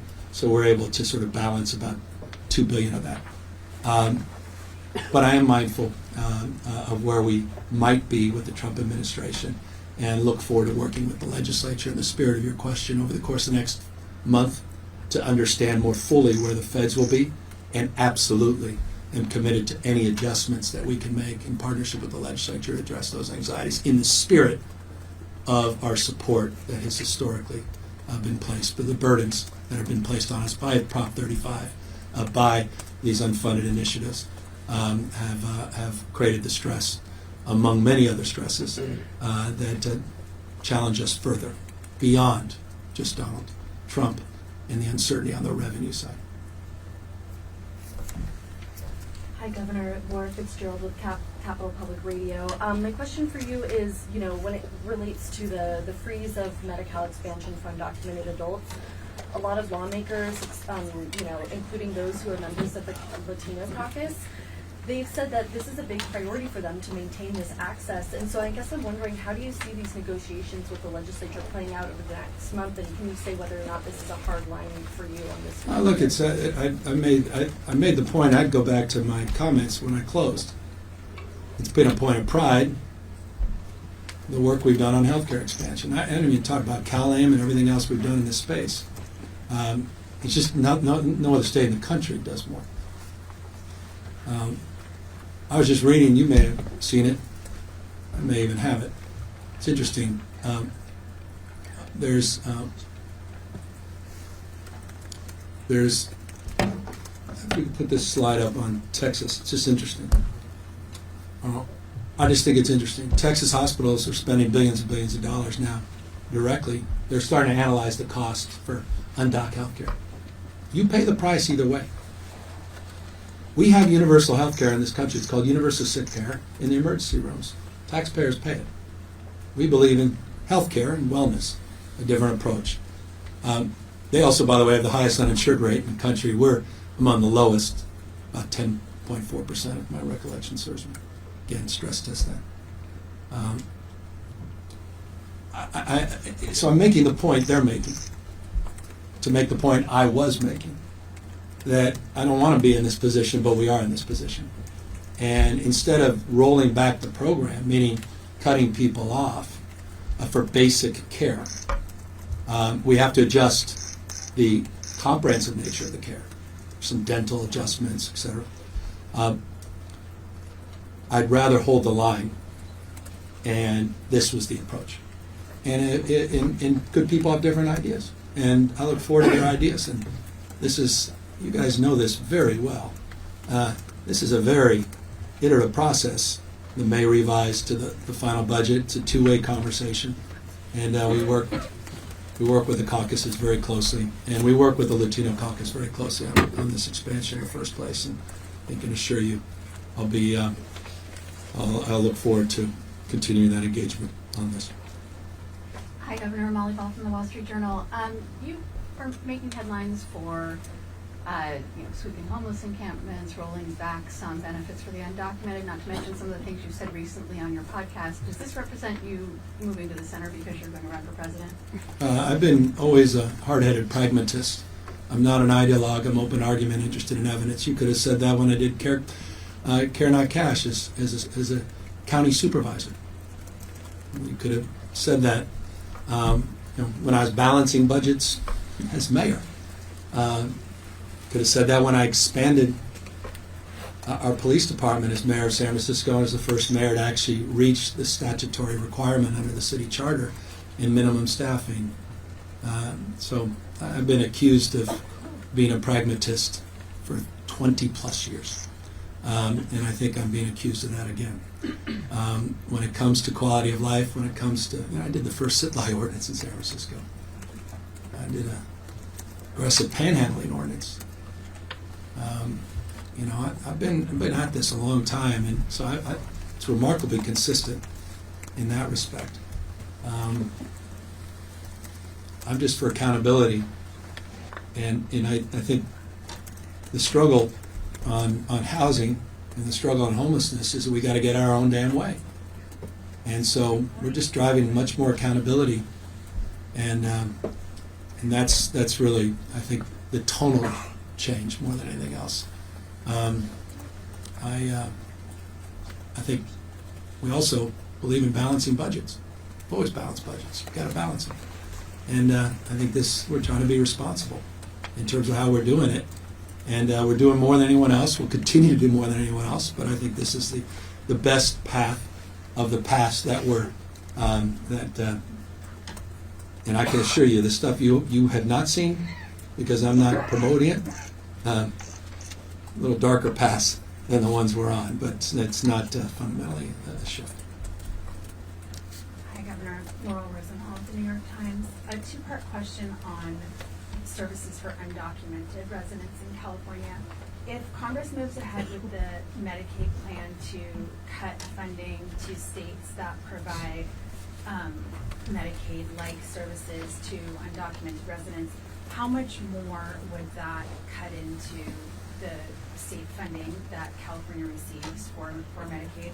And more broadly, do you anticipate further actions by the federal government to try to control how the state spends state funding to help undocumented residents in healthcare and other ways? Well, on that point, you saw 239 million reasons.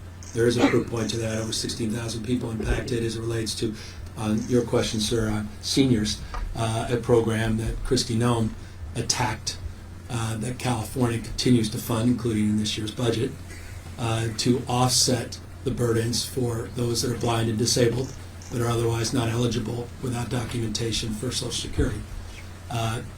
The Homeland Security Director sent a missive attaching her first review of that program, state-funded program, through the lens of LA County. So the answer to your question is, yes, I anticipate more of that kind of action moving forward. To the first part of your question, it's difficult to make a determination of exactly the scale and scope of the cuts that may or may not be occurring to pay for tax cuts to billionaires and millionaires that aren't even asking for them. That will burden and saddle our kids for generations and further weaken America's standing. So they have to offset those cuts without providing calamitous damage to the economy of this country, particularly as it relates to the budget, which they don't balance, we do. So the work requirements under Medicaid, we're assessing exactly what that may or may not mean in terms of the impacts in the state. As it relates to their authority to take state funds for our populations, whether they're here with documentation or without, that's legally questionable.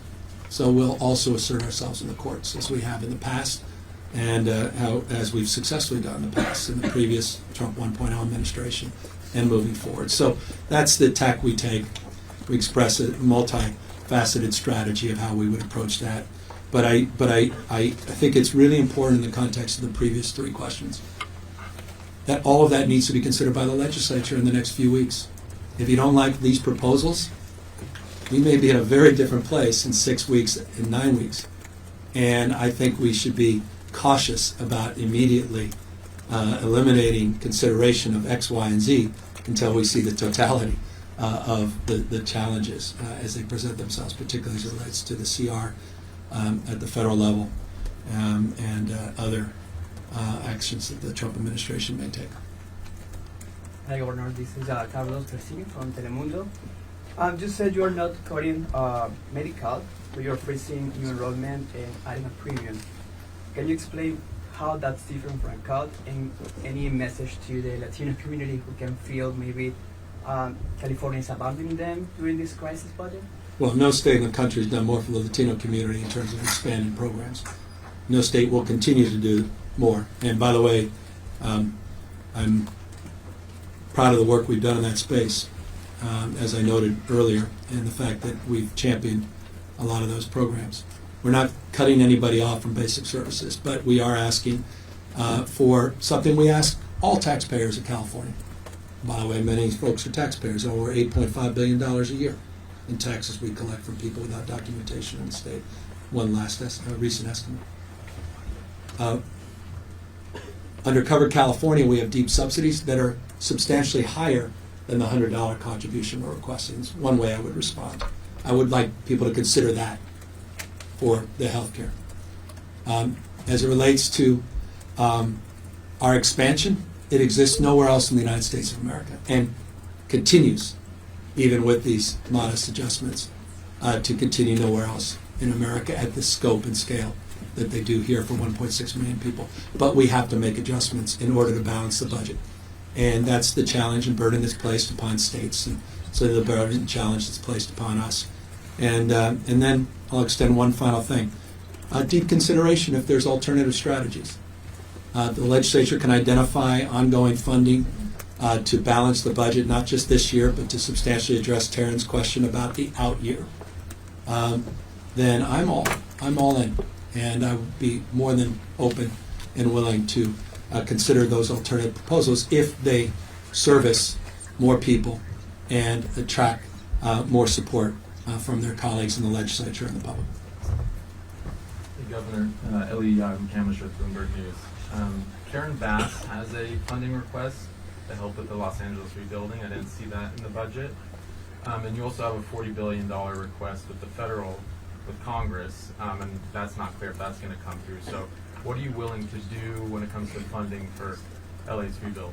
Well, mind you, the $2.5 billion of early action we took, hundreds and hundreds of millions, over $1 billion remains in that fund. It's yet to be expended. You can go back through those slides and see specifically what we've done for LA, which is quick, assertive action, aggressive action across the spectrum, supports time value of recovery, and continuing to be resourceful, not just provide resources. As it relates to direct contributions, I've been very clear with the mayor and the county that the state's not in that position to write a check above and beyond where we are today. That's why I put out a detailed plan a number of months ago requesting over $39 billion to the federal government, which is the money that the city and county will need in order to recover. And so that's where we believe our energy should flow, and has. I have acknowledged, and some of you were there when we announced the second C-130 Hercules. We acknowledged the incredible support that we received from a Republican member of Congress, Calvert, who helped us from the Pentagon, get support from the Pentagon to get that C-130. I also acknowledged his work in a bipartisan way to help us with his colleagues to secure funds for disaster recovery in LA. He was successful in getting every one of his Republican colleagues to sign a letter, a congressional letter, Democrats and Republicans, all rowing in the same direction, requesting that disaster aid for LA. That's the spirit we're taking in terms of our conversations in Washington, D.C., members of Congress in both houses, and I'm grateful that we're in the position we're in, but mindful that those decisions will be made in a very short period of time. But that's where those resources are for the city and county of LA. And I'll just conclude on that. Of that $2.5 billion I mentioned, well over $1 billion hasn't been sourced. What I've been clear about with the city and county is the money is reimbursed on the basis of what will otherwise be reimbursed by the federal government. When you're requesting things that have nothing to do with disaster recovery, that's a non-starter. And I reference some you've highlighted. I don't need to highlight examples of requests from the city and county that were not related to disaster recovery. And this state is not in a position, never have been, even in other times, to address those requests, particularly at this time, but even in times prior, not in that position. Hey, Governor, Stella Yu with Cal Matters. So kind of wanted to stick with LA for a little bit. So you have projected cuts, across the board, right? Most significantly to Medi-Cal, but also some to public universities as well. But why are you committed to expanding the film tax credit program?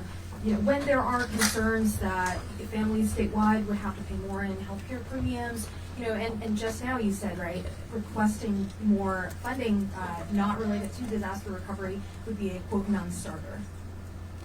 Well, because I want to get the economy moving again. Revenue doesn't come from trees, doesn't come from printing presses. It comes from hardworking people that make big bets and sacrifice blood, sweat, and tears, go out and create opportunities, create jobs.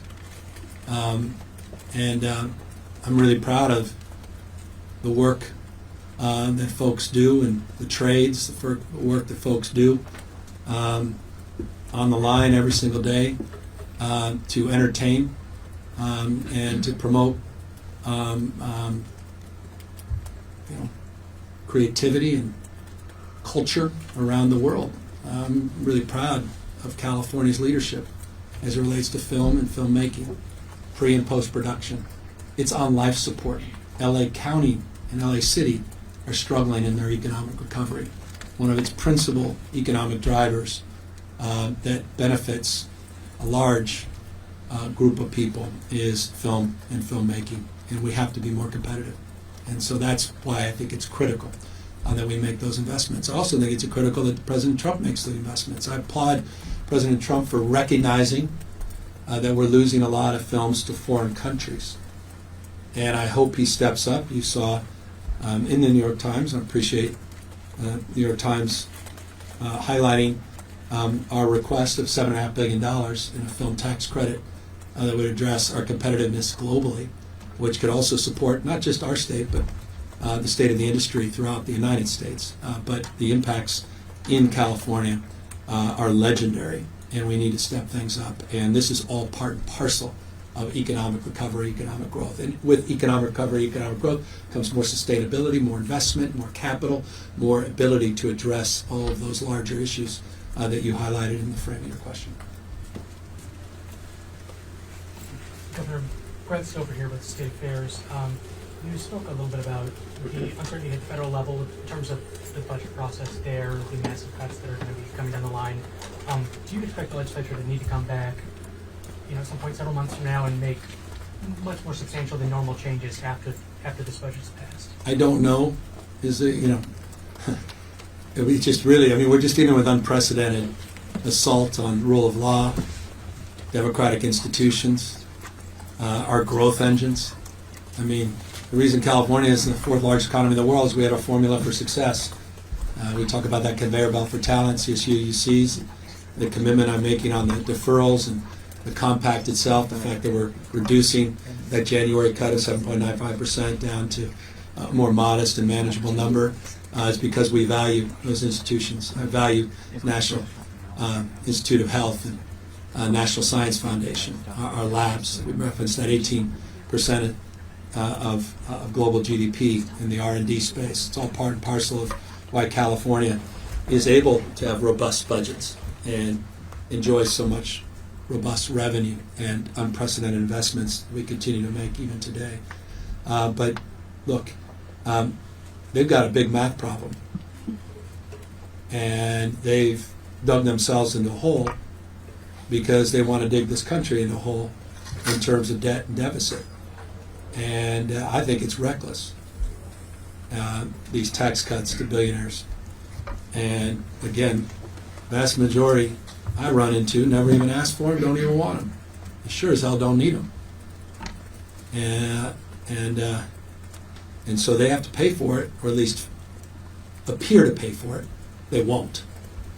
And they sure as hell don't pay for themselves. Let's disabuse ourselves of that stale talking point.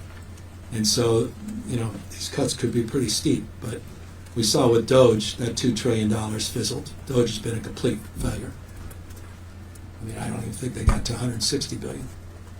And they should look at what Al Gore did with Reinvent Government on a $1.4 trillion budget. He found $400 billion in savings and reduced the workforce by 400,000. But he didn't assault the values of our country in doing it. They haven't even come close to that with Doge.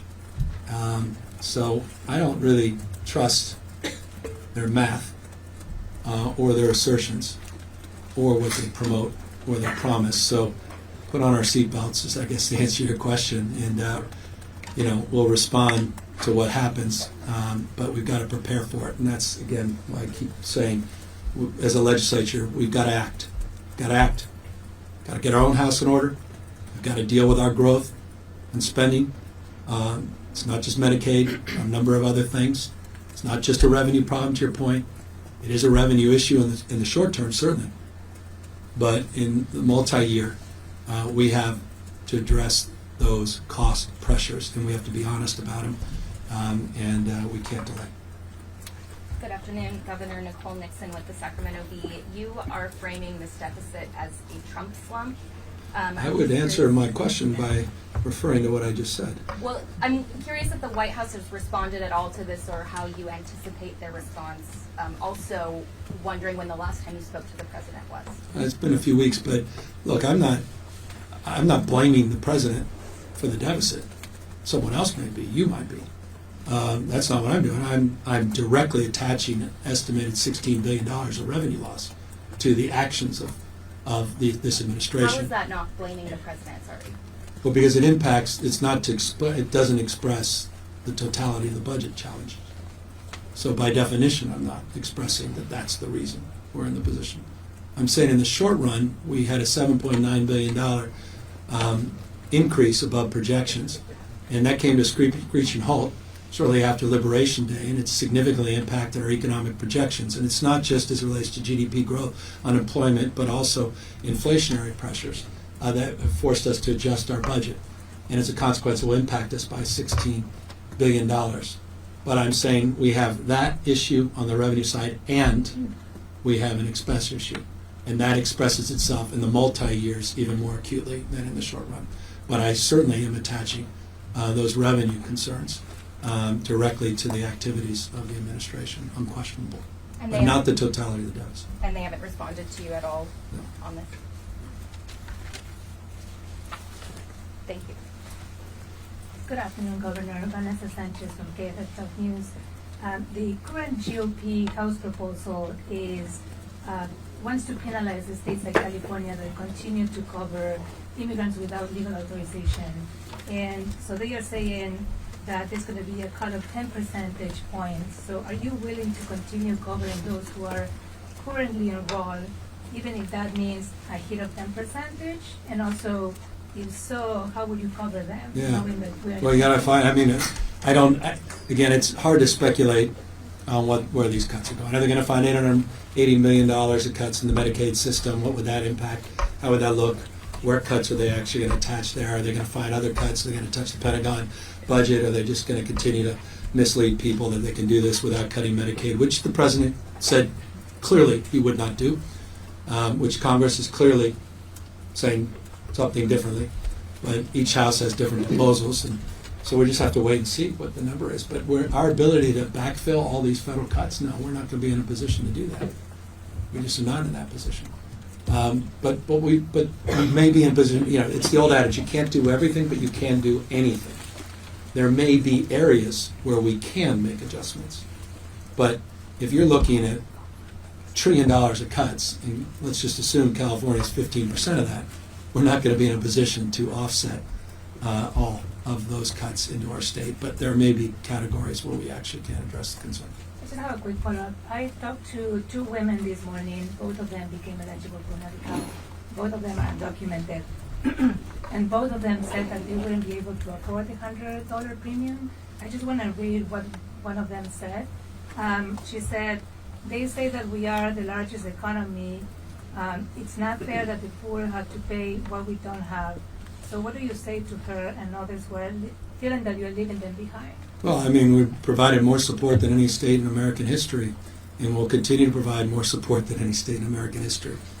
And we can deny that we have a shortfall, we can deny that we have a deficit, we can deny we have a problem in the system, and we could put it off and be irresponsible. We can cut other critical services for individuals like that in terms of public. I don't know if they have kids in public schools, trying to avoid cuts there that are the material. I'm trying to avoid massive cuts and roll back progress on critical issues like child care. There's other things that we're trying to protect as well. But look, people pay premiums. They pay co-pays. People in covered California pay higher premiums than we're requesting of people that are afforded first in the nation status to even access health care. And so under those circumstances, I would say to that individual, I'm really proud the state is even able to do as much as we are doing, and more than any other state in the country. Isn't it true that under covered California, someone who is in that low of income wouldn't even pay a premium? Yeah, but many are. Many people that are lower middle class are paying premiums. Some as low as $136, others tiered up. But you're right, and that's why we have Medicaid. But again, we're just doing something no other state has done, and we can't do as much of it as we could before.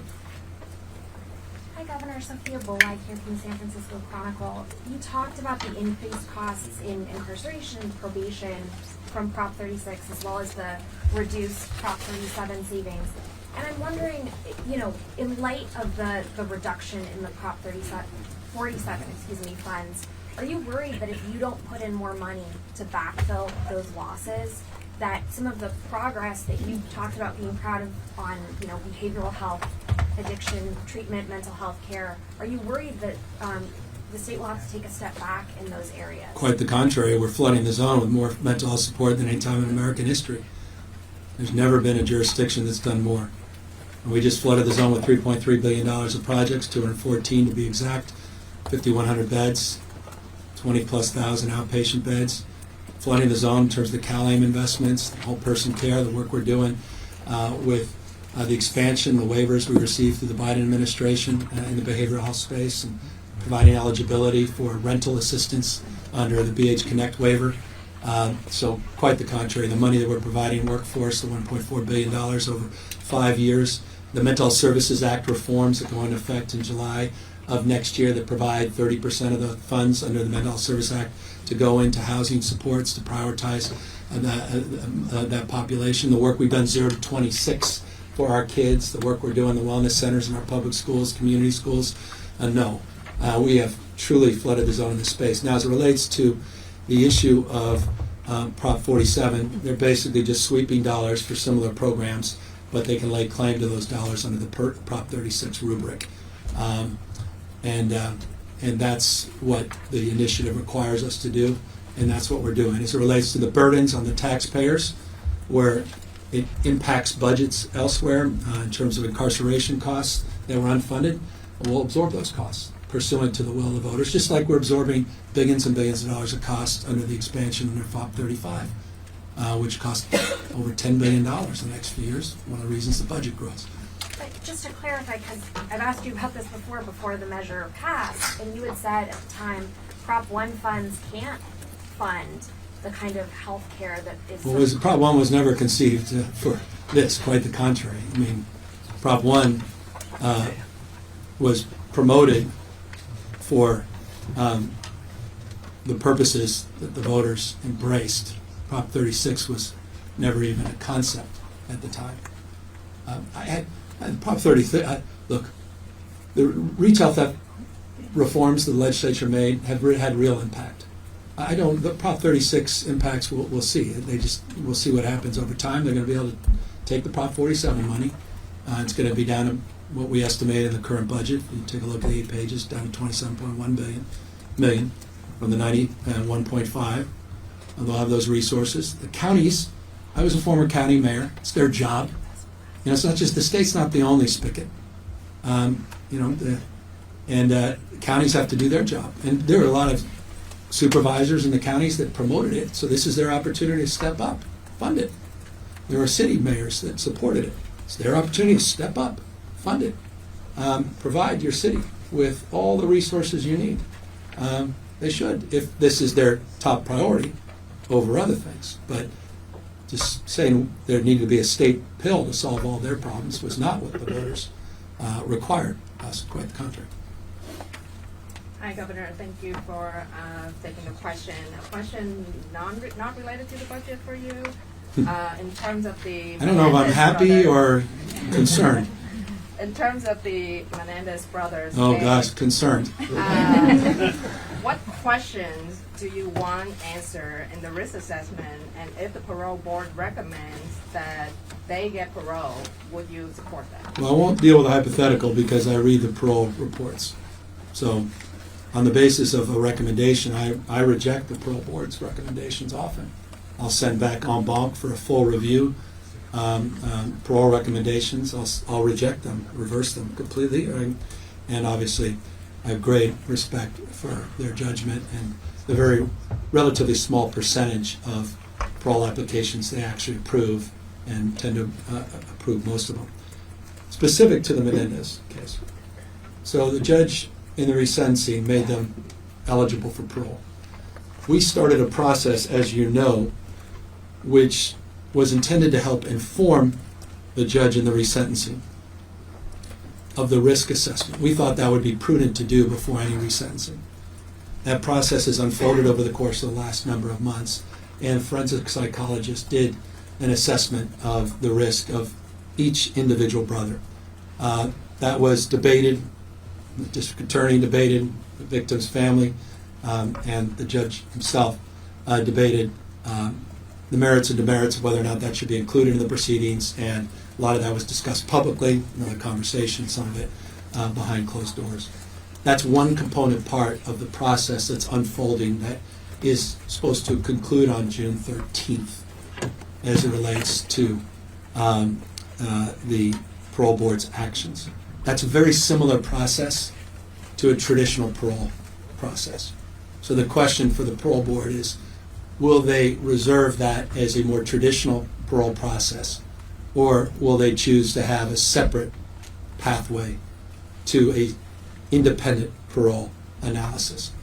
And that's a conversation that we're having to make that determination.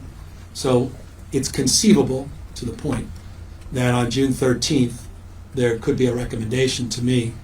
I'm the ultimate arbiter. We'll have to review the parole board's recommendations and report, that we could get that report. It's also conceivable that will happen months and months later. So that's a process that we're making, that's being determined in real time. Mr. Governor, it's Eitan Wallace here with Nexstar Media Stations across California. Thanks for taking the time. Now to an issue I didn't hear in the presentation. I'm going to have to read the budget summary as well. Forgive me if it's in the document. But several of our viewers, I think, across the Central Valley are impacted by high-speed rail. Of course, we heard the President mention this most recently with the Prime Minister of Canada last week. What is the message you want to send on high-speed rail? Are you prepared to fund it? Would you like to see cuts? What's your message on it? Well, we're moving forward with high-speed rail. As you know, we're finally actually building this system out. I figured someone would ask. I just think this is interesting. I think it's time to pull out a pencil, maybe a pen. 1 year after California voters approved the high-speed rail in the state of California, Texas did the same. I just think this is interesting. In 2009, that Texas system was to go between Dallas and Houston. That project de facto was abandoned just a few weeks ago because they weren't able to even put an inch, let alone a mile, of track down over the course of the last 15 or so years. You can see the progress we've actually made with our high-speed rail system. We're now on the other side of the environmental reviews. We're on the other side of the land acquisition. Let me give you a specific. 2,270 parcels. I don't even know what's up there. 2,270 parcels we brought in to the high-speed rail system. 98% plus, almost 99% of this first phase project is environmentally cleared. So all of the challenges, the burdens, and by the way, we want to learn from that with the Delta Conveyance Project, which is in this budget, and one of the most important projects in the United States of America, and one of the most important climate adaptation projects in this country. We have got to move that project forward and learn the lessons from the high-speed rail. And we have specific trailer bill language on that in this budget. But we're now on the other side, and we want to get this done. And you saw just a few weeks ago, we were in the valley. They're actually, and forgive me, it's a technicality, they're laying tracks to get to where they start to lay the tracks. It's a technical way of actually doing the development in phases. So real tracks are being laid, and the formal track that will be the first in the nation high-speed rail track is about to take place. And so I want to get it done, and that's our commitment. That's why it's still reflected in the cap and trade extension, and our commitment is firm. Hi, Governor. Daniela Pardo with Spectrum News, and I have the last question. Okay. You actually started this week talking about how you want the cities and counties to do more with the funding that's been given to them to address homelessness. You said the state has done its part, and then today you said, I'm very negative about the performance at the local level. The head of the Counties Association is saying there's no money in this proposal for successful local efforts to address homelessness or for counties to implement Prop 36. Your response to that, and are you considering giving cities and counties a deadline to meet what you want from them? Who's the individual? The head of the Counties Association. Is there a name? Oh, Graham. So I encourage Graham to take a look at the 5,100 beds that are going to 54 of the 58 counties in the state of California. Unprecedented investments in terms of infrastructure. I'd encourage Graham to take a look at the details of the reform as it relates to the Mental Health Service Act reform that will provide 30% of those dollars ongoing for housing services for those that are struggling with behavioral health issues, meaning substance abuse and mental health. I hope he would consider the unprecedented nature of those investments. I hope he would consider the unprecedented nature of the waiver, BH Connect, as it relates to eligibility under the Medicaid system, Medi-Cal, for short-term support. I also hope he would consider the mobile crisis reference that I advanced in the budget. I hope he will take a look at the website we put together that showcases all of the reforms in the homelessness space, including all of the funds that are unprecedented in the space. The counties haven't even received the $1 billion yet that we just provided last year. They're about to receive them again. When I was mayor, we didn't receive $1. And I never would have said what the head of the CSAC said. As a county mayor, I said it's our responsibility. And the city and counties have to step up. I just want more accountability at the county level. I don't hear many mayors saying, well, those counties are really working extraordinarily collaboratively with us. I'd like to deal with that issue. By the way, Prop 1 deals with that issue as it relates to one single plan at every county level for behavioral health. Our accountability website is about that, to shed a light on people that are actually performing and those that are not. I highlighted Turlock a moment ago. I'm not trying to point fingers, but my gosh, the state has never done more in its history. We've flooded the zone. It's time to move on from the stale talking points and step up. There are counties that are doing incredible work. We applaud them. There are many cities doing extraordinary work. I applaud them. There are many cities that are not and many counties that are not. They just have to do their job. And I'm just, on behalf of the taxpayers of the state, in the spirit of Ashley's question, I'm not interested. I'm just not, as a taxpayer, not just governor, I'm not interested in funding failure anymore. I'm not. I won't. Time to do your job. People are dying on their watch. Dying on their watch. How do people get reelected? Look at these encampments. They're a disgrace. They've been there years and years and years and years. I've heard that same rhetoric for years. People are dying. Kids are being born. Overdoses. I met a young man, literally, was out there doing Project Homeless Connect, reaching out near the 405 freeway. I found out the next day he was dead. In the name of compassion. Because we had a notice. I could have helped him that night. I felt like a fraud. I felt like I let him down. We got to be more aggressive. I saw a young child, a young kid in San Diego, who was with the mayor of San Diego, right before his State of the State. This poor kid was addicted to meth. He was a wonderful kid. And he said, I'm really glad you came. He goes, I'm struggling. And there, in the tent with his wife, was a newborn baby. He said, thank you for coming. There's no compassion in denying what the hell's going on in the streets and sidewalks. They need to step up. Enough of the rhetoric. I'm serious. Enough of the rhetoric. People are dying in this state. It is a disgrace. It is one of the principal reasons people are so angry. They don't trust politicians. They don't like what they see. I'm sorry to get so intense about it. It's a moral issue. They need to do their job. And if they can't do it, let me know. Just say, we give up. And then we'll intervene. We'll come up with different strategies and different approaches. But I'm sick and tired of all the barriers and all the BS and all the excuses. So that's the spirit of this model ordinance. And what this model ordinance does and what we're promoting. And so I hope people take a good look at it, and I hope they take me very seriously. I've got 2 more swings at the bat. I'm not naive, but I'm done. I'm just done with the excuses. Period. Full stop. Governor, if you don't mind just answering the other part of my question, have you considered giving cities and counties a deadline to show you those results? Yes and yes. I mean, I had to reject their homeless plans 3 years ago, demanded more ambition, came out with an executive order a year and a half ago in LA, came out with a model ordinance, had to do an amicus brief. Everybody's a damn victim. Amicus brief for grants passed. We can't do anything because of grants passed. Then grants pass. We can't do anything without support. Well, then we flooded the zone with encampment resolution grants. They said, well, 50 million is not enough. So we did 750 million. Well, we have no zoning. We got the zoning done in Room Key and Home Key. So we need mental health. They said it's really a mental health issue. I said, great. Oh, we don't have conservatorship. We've got a little bit of conservatorship for it. Well, it's not just that. There's people that are in. Then we did care court. I mean, at a certain point, enough's enough, and that's why the accountability website. But I'm sorry to be, you can describe me any way you wish. I've been described worse, I assure you. People are dying on our watch.